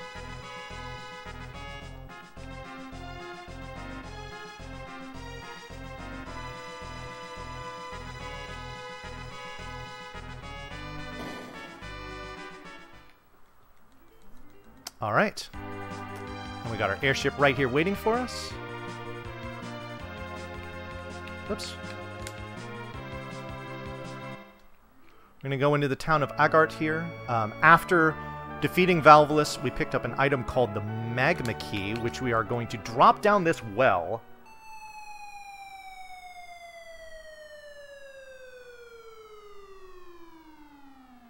Casually ignoring the statue room, yeah.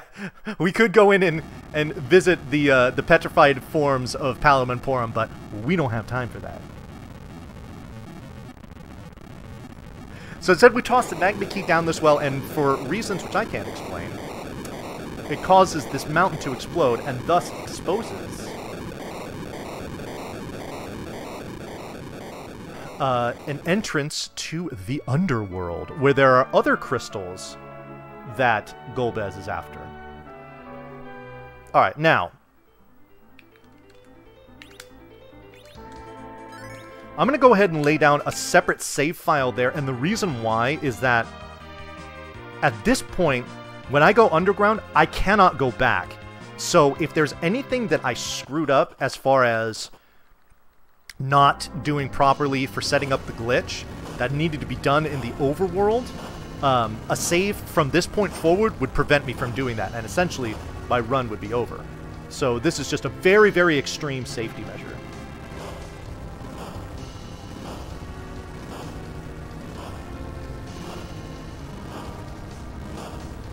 Yeah, in case the chocobo isn't right, in case I miscounted as far as buying some items or placed something in the wrong place.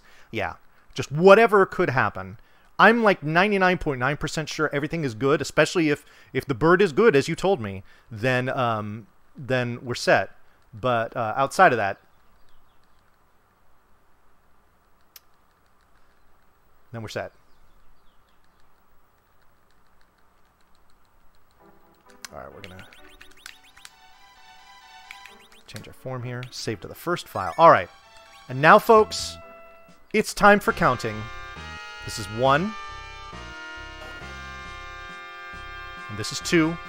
We're going to set up the 64 door glitch here. So 3, 4, 5, 6, 7, 8, 9, 10, 11, 12, 13, 14, 15, 16, 17, 18, 19, 20, 21, 22, 23, 24, 25, 26, 27, 28, 29, 30, 31, 32,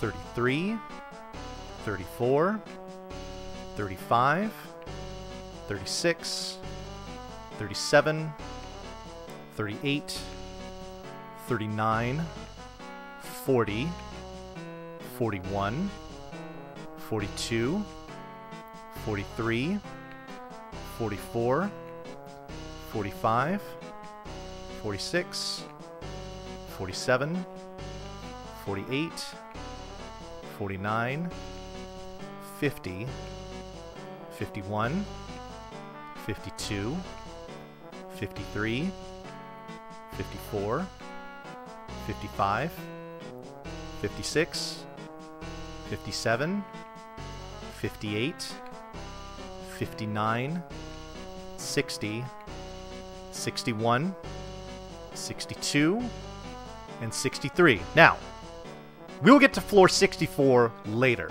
but for now, we just needed to get up to... We just needed to get it up to 63. So, what's coming up next is arguably the trickiest boss fight of the run. One on which I will be concentrating pretty close.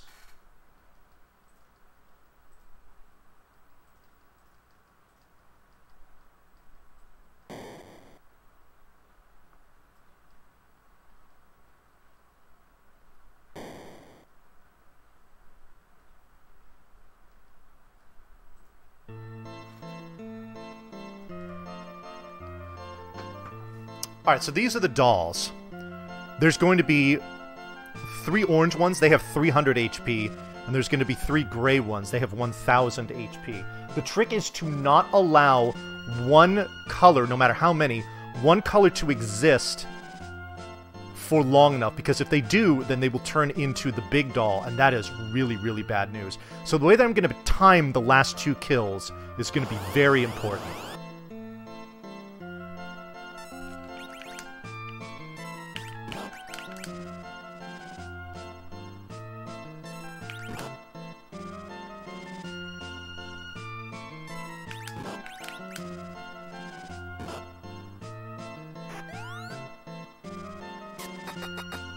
Okay, hopefully the kick will clean that up.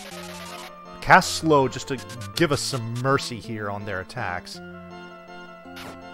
Oh, Cain, come on. Oh my lord. Okay. Now, I'm casting mute on everyone, and this does have a specific purpose, which I will explain when it becomes relevant.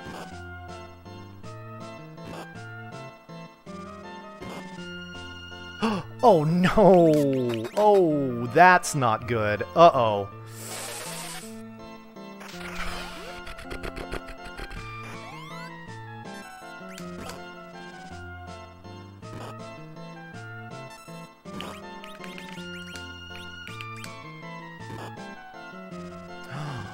Oh no.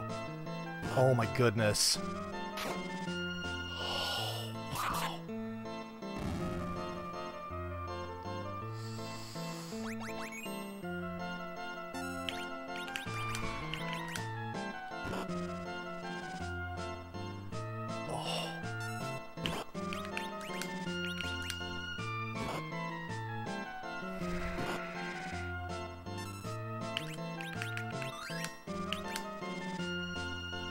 Wow.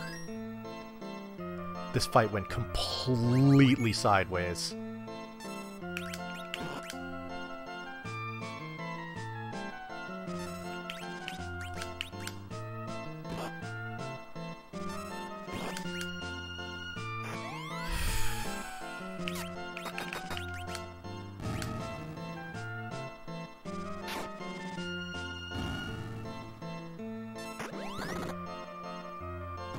That is gonna kill, okay. I'm actually gonna do this.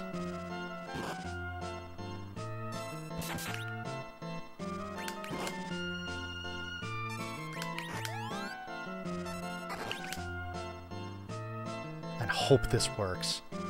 Come on, come on. Give me my turn. Yes. Throw the daggers. There you go. Perfect. Okay, good. Oh, man. That was close. That was very close. Okay. That's why that's one of the reasons why that fight can be so awful. Whew, man. I panicked there for a second, not gonna lie. Alright, so now here's the fight with Golbez. Now here's why the mute is so significant. Well, first of all, let me rearrange some stuff here.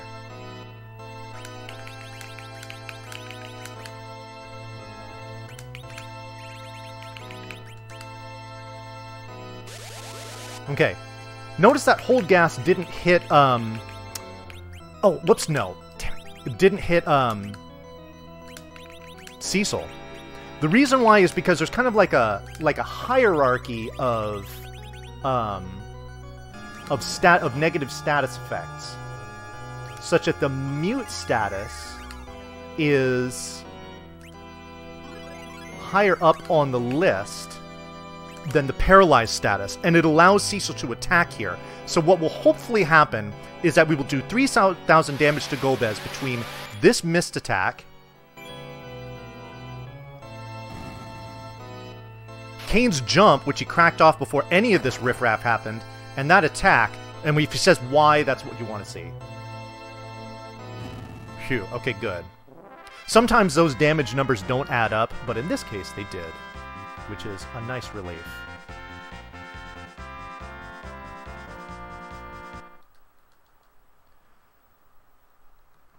Okay. So, now we have Adult Riddy in our party. This is where the fun begins. We basically just need to get through this cutscene and the cutscene after it. And then we will do our very final preparations, and then the 64-door glitch itself will commence. So, folks, make sure you're in a nice, comfortable seat. Hold on to your butts. If you are unable to do so, have someone hold yours for you, preferably a loved one, because this is about to get completely bonkers.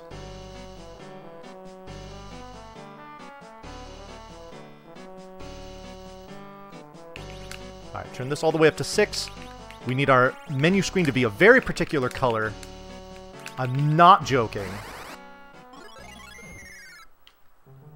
We cast Warp. We grab this crystal. And then we head on out. And oh boy, things are weird. So let's just walk left. This seems like a good idea. Okay, now I can't do anything. This is the mage room. We're going to see it here. And we're going to see it here too.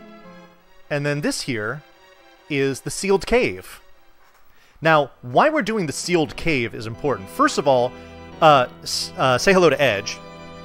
Second of all, in this cutscene normally, Kane betrays you again and steals the Dark Crystal. The stealing of the Dark Crystal isn't significant. Kane leaving your party is, because it vacates a slot that we are going to fill with a very, very special guest. Alright, but we're out of here. Things are normal again, right? Nope, back in this funky mage room. And then we're back in what I like to call Tanland, where we're just going to keep going left, and left, and left again. And now we can't do anything about this.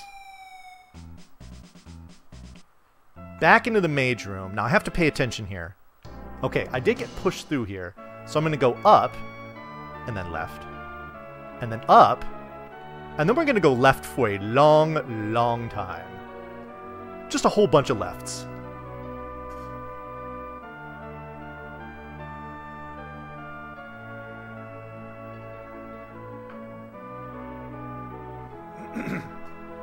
Unfortunately, that dolls fight probably cost me about close to a minute and a half, so we're looking at like probably about like 201 or so on this. Assuming that everything is good in Assuming that everything is good with the IGT. That's the trickiest barrier for getting through this glitch, is making sure that your in-game timer is appropriate. Because here's the thing about it. It's not down to the minute that really counts. It's down to the seconds. Now, of course, on your in-game timer, it only shows you the minutes. So the seconds, you have to be very careful with how you get through here. Now, I have a lovely chart. We refer to it as the bacon chart. And it tells me exactly what seconds in what minutes it's safe for me to get through that room and which ones it's not. The reason why we call it the bacon chart is that if you soft lock, sometimes it will make this kind of like hissing sound that sounds very much like bacon sizzling in a pan. This is the only application on this planet where bacon is bad. Otherwise, bacon is tremendous. Shoutouts to bacon. Just not right now. Okay, so now we have Fuso Ya in our party. We need to look at our timer. I want to see 143. Okay, so this is very unfortunate. The dolls fight, unfortunately, really screwed things up. So we're going to go ahead and just take some time to do some stuff here in this menu. And unfortunately, what I'm going to have to do here is just kind of wait. We're going to have to wait for probably about like 2 minutes or so, because there's a whole bunch of spots in the 144 minute and a whole bunch, and pretty much all of the 145 minute, where if I try to go through that room and I go through at the wrong second, I will soft lock and the run will essentially just die. So, where are we at now? We're still at 144. Awesome. Okay, so here we go. We're just going to walk. Oh, let's just explore the palace. Oh, hey, that looks fun. Let's not touch it. What's up here? Oh, this is where we came from. Just his throne. Can we sit on his throne? We can't. Ah, we come a tile short. Okay. Where are we at now? Now we're at 145. Okay. I actually want to keep... Now that I'm at 145, I actually want to keep an eye on this, because I'll be able to go at some point during 146, but I'm going to have to wait. Again, this is... So, here... So, somebody asked what went wrong. To say something went wrong, I think, is a bit of a stretch. It's just something didn't go to plan, and the plan for trying to get your timer to be where it needs to be is a very inexact science. So I didn't want... Here's the thing. Had I risked it and gone back to my safety save, we probably would have lost, like, about, like, close to 10 minutes, because I would have had to go through the 63 floors again. I would have had to fight Calbrena. I would have had to fight Golbez, and then get to this point in the glitch again. It's okay. So now that it's gone to 146, I'm looking at... I have my own timer running here. I can go in about, like, 35 seconds from now.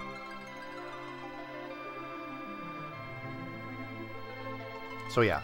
So, but trying to line it up to get it to a very the times you want to get to are either like 142 or 143, or if your time is really fast, and you're able to do even more pausing, if you can get it lined up to 139, then you're good. But unfortunately, we didn't do either of those. But we'll be going here in just a second. And I think we're safe about now. So this is the room right here. If I can walk up and I don't soft lock, then we've made it. Okay, good. Alrighty. So this is great. We will be able to finish out the run. There's one more very important thing that we need to do here.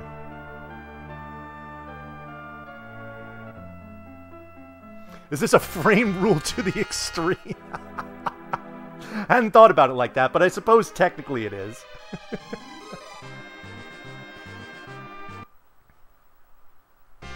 Alright, so we're... Oh no! Oh no. Nope. What did I do wrong? What did I do wrong? Yep, it's this. I didn't swap these. Okay, well, I have to reset anyway. Well, actually, maybe I don't.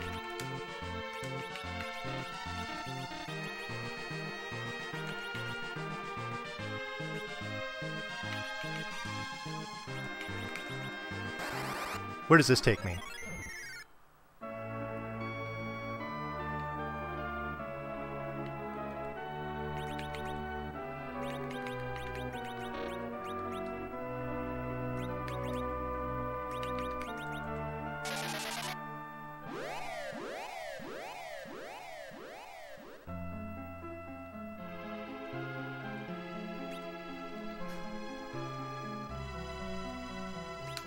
No.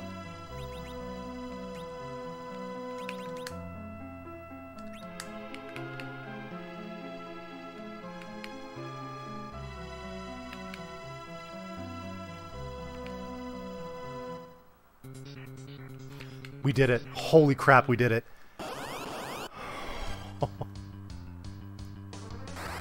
Okay, we got there.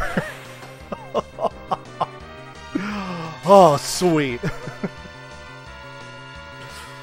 Alright, so this is the final battle. Oh no! I didn't know. No, we're done here. No, I have to reset. I'm so sorry. I'm so sorry. There was one critical thing that I needed to do. Oh no. Oh, I am so sorry, folks.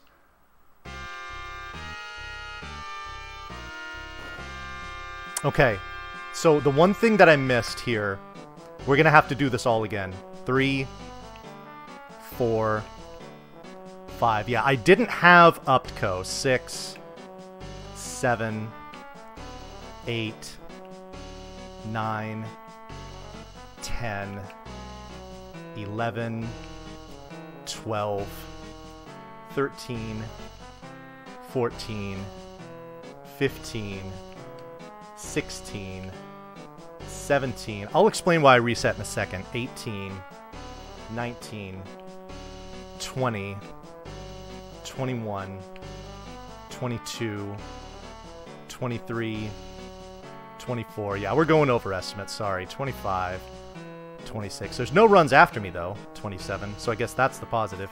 28. And the marathon keeps going. 29, 30. We don't want this to end, do we? 31, 32, 33, 34, 35, 36. Maybe we'll have a better dolls fight this time. 37, 38, 39, 40, 41, 42, 43, 44, 45, 46, 47, 48, 49, 50, 51, 52, 53, 54, 55, 56, 57, 58, 59, 60, 61, 62, and 63. Okay, cool. All right.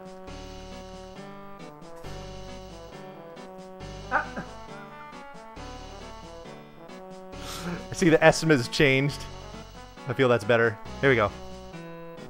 Got 100 minutes to complete the run. All right, so if I don't mess this up another like 8 times, then we're good. Okay, sweet. Good to know. All right, so what happened was, because I made a boo-boo and I didn't go a place that I needed to go right at the end of that route, essentially, it prevented me from getting a corrupted spell into Fusoya's magic menu called Upco. And that is required in order to kill this boss with the party we have. So here we go. We get to do the dolls fight again.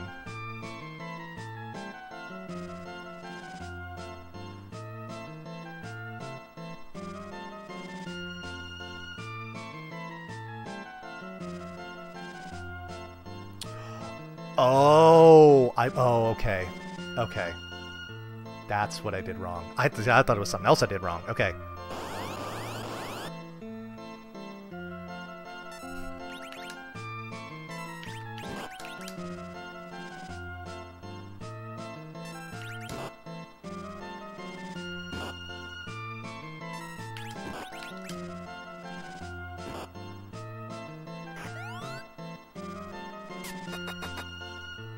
Okay, good.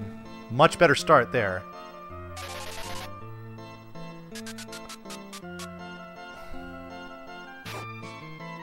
Okay, that's fine. Hello? No?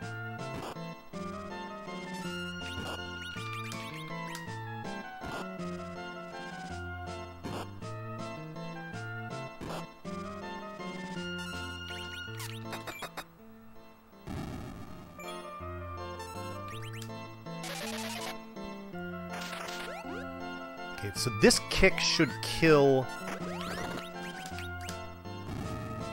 It should kill that doll in the back. And it did. Thank you, Cain. Okay, this lines up perfectly. This is great.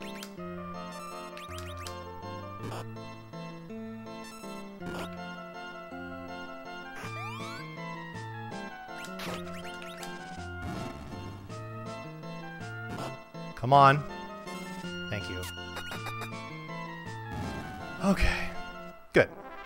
Now, that fight went much faster than it did the first time around, which means that when I get to Fusoya's palace now, my in-game timer should be in a much better place.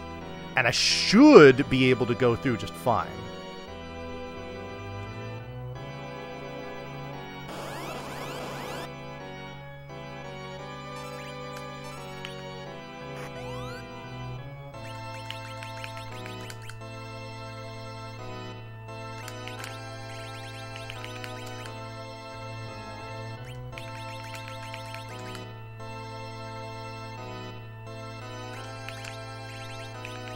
Where is it? There it is. Right? Check all our items. So Ice Claw, the Cure, and the Staff at the bottom. That's what I need to see.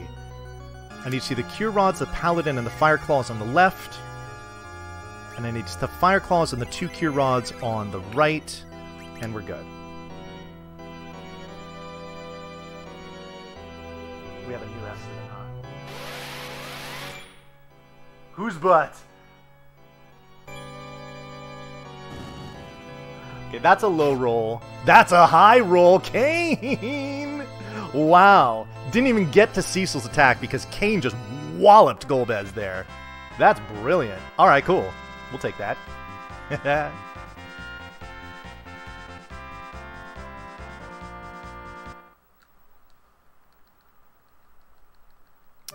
Alright, so here we go. Well, listen, folks, this glitch is just so fantastic and amazing that I just wanted to show it to you again, in case there was anything you missed.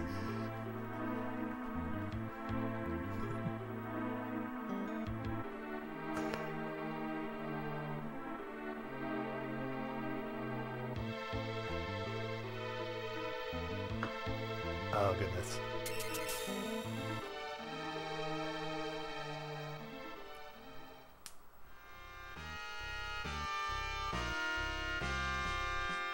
Alright, so here we go. Back into here.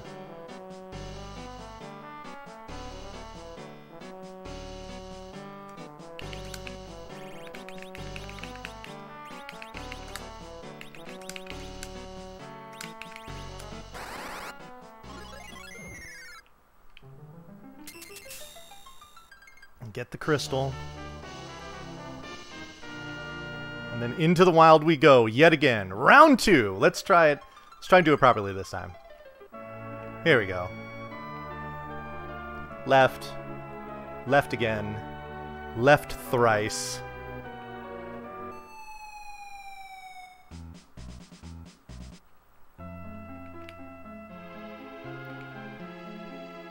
Here we go. Sealed cave. Again, the purpose of this is to get an open slot in our party. Fortunately, Cain has a penchant for being a betrayer, so he's happy to just get out of here.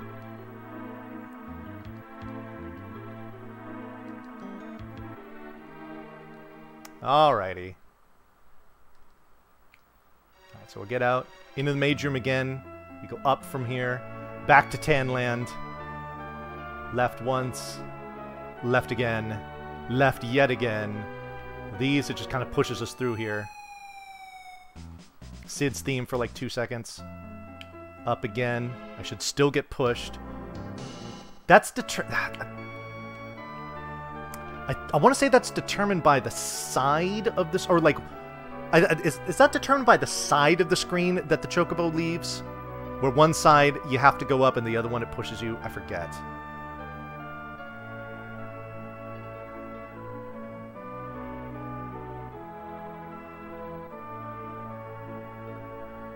Anyway, we go left for a long time. A long time.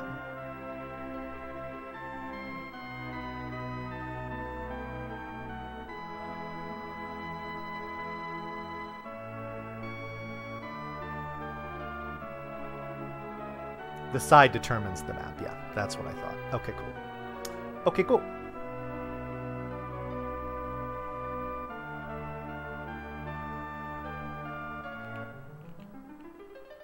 Gotcha. Alrighty.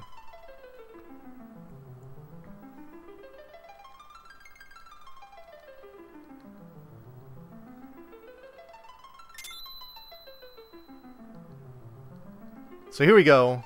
Fusoya yet again. He is critical to this portion of the run.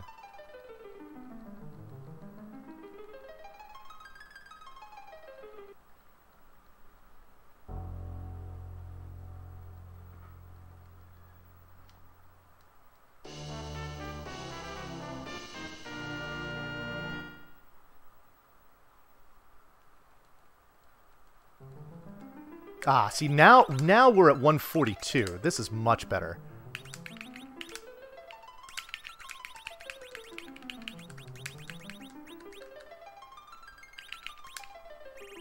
Okay, we're actually going to wait just a few seconds because there's 1 second in here in 143 that can bite me. And I'm going to wait just a little bit, probably about 5 seconds more, just to make sure it passes by.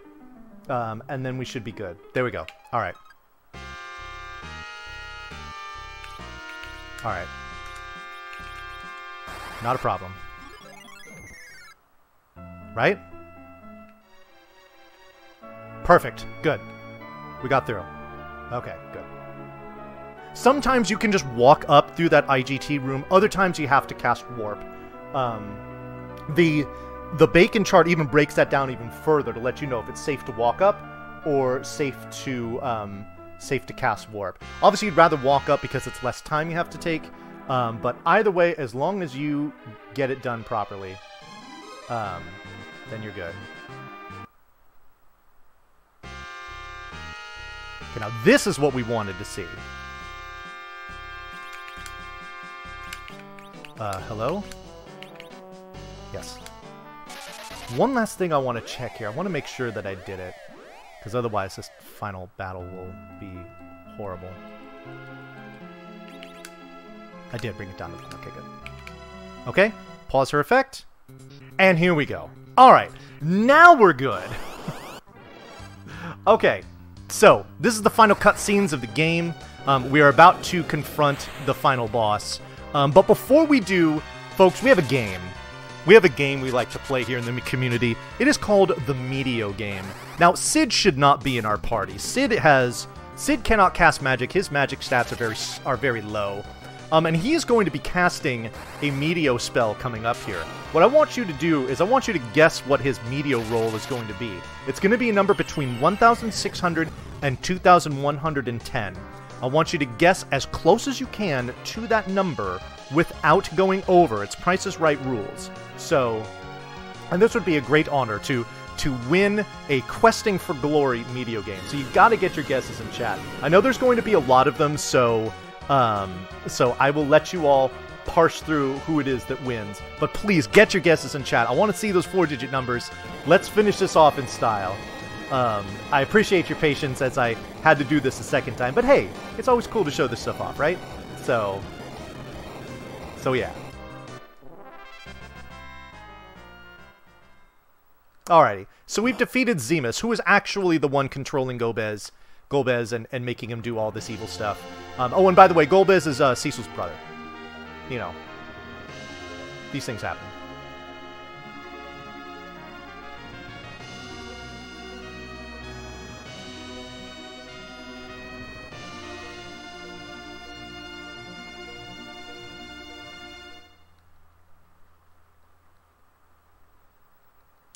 Alrighty.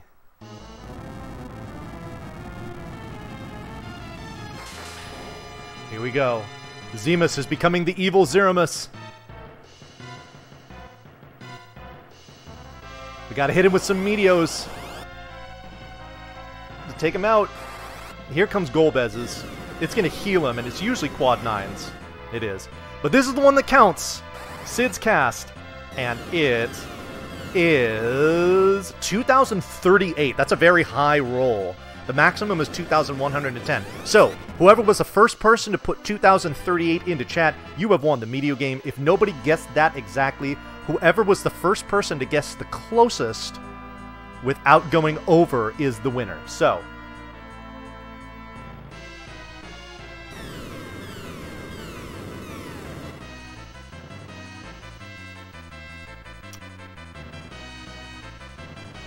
yeah, you cheeky folks putting your guesses in as soon as you see it. You don't fool anyone.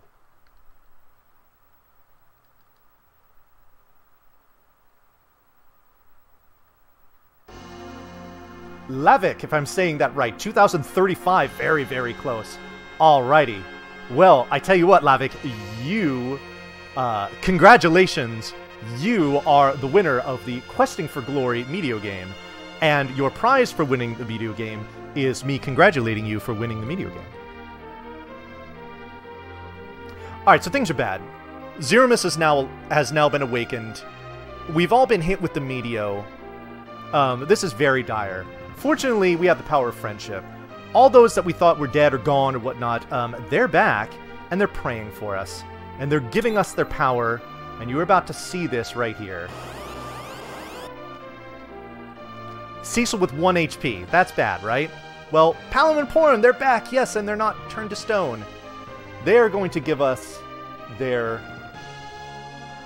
The vitality is what they give us, yes. The vitality is going to awaken these folks. Oh, here's Tella and Edward. We remember them. Don't give it up, folks. We got the energy. Oh, you might notice here that I'm running, or at least attempting to run. The reason why I do that, and I'll show you real quick, is that normally if you don't run, you're in critical HP, you get these little sweat beads that pop up over your head. You just saw them right there. Those sweat beads, in conjunction with this moving background, cause lag, and so by running, we don't have those sweat beads pop up. This is going to save us about like 12 seconds or so at the very end of this run. So, we do this here. Yo, Yang blessing Yang. That's not awkward or anything. And here we've got Fu blessing Fu, as well as Golbez, who he's a good guy now. Alright. So, but we've got a big problem here. We are all very, very low level. This is the final boss of the game. Trying to fight this boss normally would be a complete failure. It would be a fool's errand. So what we're going to do instead is we're going to use this glitch spell called Uptco here.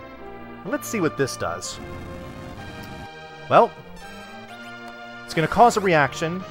Fuxia is going to explode, boss disappears, and that's time.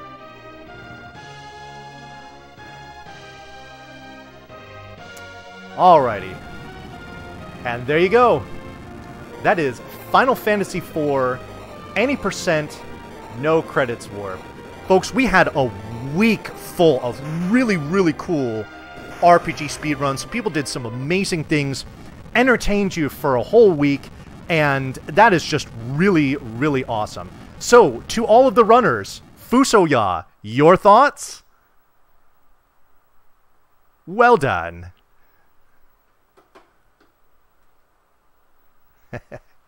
Alrighty. Well, first of all, a few things I want to say before we wrap things up here. Everyone in chat, I see a whole boatload of GGs. Thank you all very, very much. I also do appreciate your patience as I goofed that as I goofed the glitch the first time. We got it right the second time, so we're happy about that, right? So yes, I appreciate that. Also, if you enjoyed what you were watching here, if you enjoyed my commentary, maybe a combination of those things, whatever it is that you had fun with here, please do give me a follow. I stream RPG speedruns all the time. This is my jam. It is a lot of fun, and we have fun like this on the channel all the time. And there's also a really cute puppy, but you have to watch in order to see it. So if you would give me a follow, I really would greatly appreciate that. Thank you all so much. Also, big thank you to the crew and the admin at Questing for Glory for not only having me on again for this event, but for allowing me to close it out. This is a great event. I think I've participated in every single one that we've had so far, and it's really special to me. So to close this one out was a huge, huge honor. So thank you all very, very much for allowing that to happen. Also, big thanks to the RPG Limit Break folks for putting on this marathon. I know it's one that is very popular and is loved by many of you out there. So really great to see this. And yeah, and with that, I think we're just gonna close it out from here. But that's gonna do it for this edition of Questing for Glory. At this point, I believe I will toss it over to High Spirits himself. I'd like to close it out, but that's gonna do it for me. Everybody, thanks so much for watching, and until I see you again, take care, folks.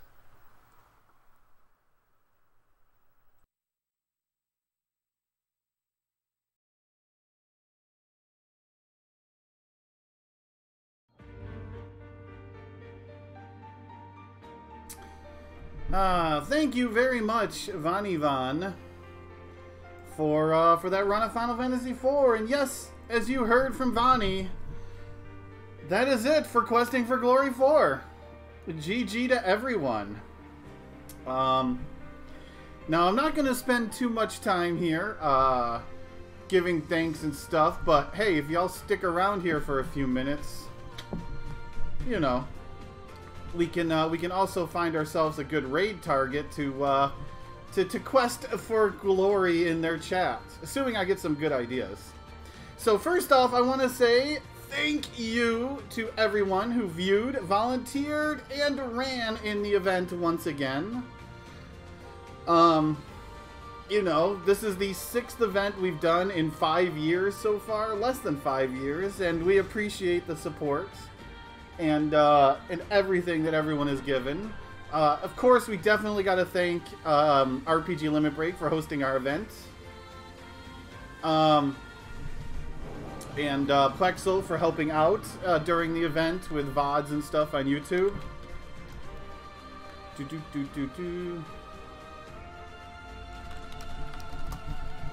And yeah, so appreciate them. K-Butts Corner, Kevin Butler, who does our logos and artwork. You see that awesome logo in the center of the screen? That was all Kevin. Go check him out on Twitter if you need some artwork. He's done all of our artwork for all 6 events. And we'll probably do more artwork in the future. And thanks, of course, to my admin team for helping me run, the moderators, the restreamers, everyone that makes this possible, because although I can do a lot of it, I can't do it all myself, sadly. But yeah, so I just want to give a thanks out there to everyone. And I'm going to need someone, by the way, in the runner chat to give an idea for a raid here soon. Wink, wink, nudge, nudge, you know. But I also have something else. So, you know, things are still, you know, getting right. The world is still, everything is starting to come back to normal here. You know, we're getting back to everyday life and everything, and that's great. And, sadly, I'm sure you all have heard that, RPG Limit Break won't be able to put another event on this year on site. So,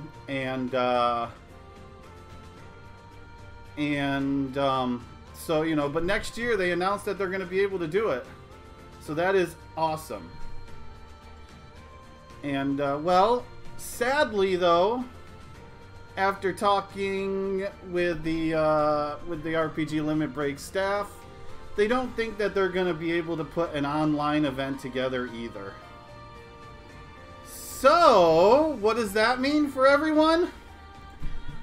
Questing for Glory, Hope, and Healing 2 is returning this fall on the RPG Limit Break channel, and it will once again be a charity event to raise money for NAMI. We will have the support once again of the RPG Limit Break staff, and it will be even better than last year because we have more time, more resources, and more everything to put into this event to make it even bigger than we did last year. We don't have exact dates for it yet. We know that we have narrowed it down, but we're still finalizing some stuff. But expect it this fall, and information very soon, either on our Twitter or you can follow our Discord to get the current up-to-dates. You know, when we get the exact dates, when we get the information about submissions. We're going to need a lot of volunteer help again this year. So, you know, putting on an event for charity is a lot of work. And we decided, you know, after Limit Break said that they wouldn't be able to put on an event, that we went to them and they asked us to, they said they would appreciate if we put on another event. So we will do one more charity event to try to help out NAMI. So yeah, so that's our big news right there. And we look forward on putting on that event. So expect it sometime this October or November. But otherwise, that is it for Questing for Glory 4. Now it's getting kind of weird because last year, you know, technically this was our 6th event, but it was our 4th in the main series. Volunteer apps and everything will come out later in the year, within the next couple months. For now, we're just going to, like, you know, take a break, you know, stretch, let this event kind of settle. Like I said, you could follow our Twitter at Questing for Glory, or follow the Discord links, which was just posted, and you'll get all of the up-to-date information. So that's it here for Questing for Glory. We need a raid target, and I think we've gotten an idea for a raid target here in the Discord channel. Now, obviously, we want to really show our support for this person, okay? So, like, we really, really want to show him that we just quested for Glory. So we are going to we're going to send everyone over to Zeal, who is doing Secret of Mana and Quested for Glory once again. There we go.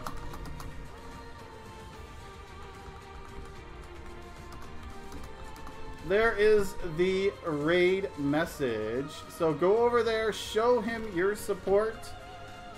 Zeal has been a part of this marathon before and a big part of the RPG community, so show them some support. So once more, thank you very much for all of the support and hanging out with us once again. And we will see you again this fall for Questing for Glory, Hope and Healing 2.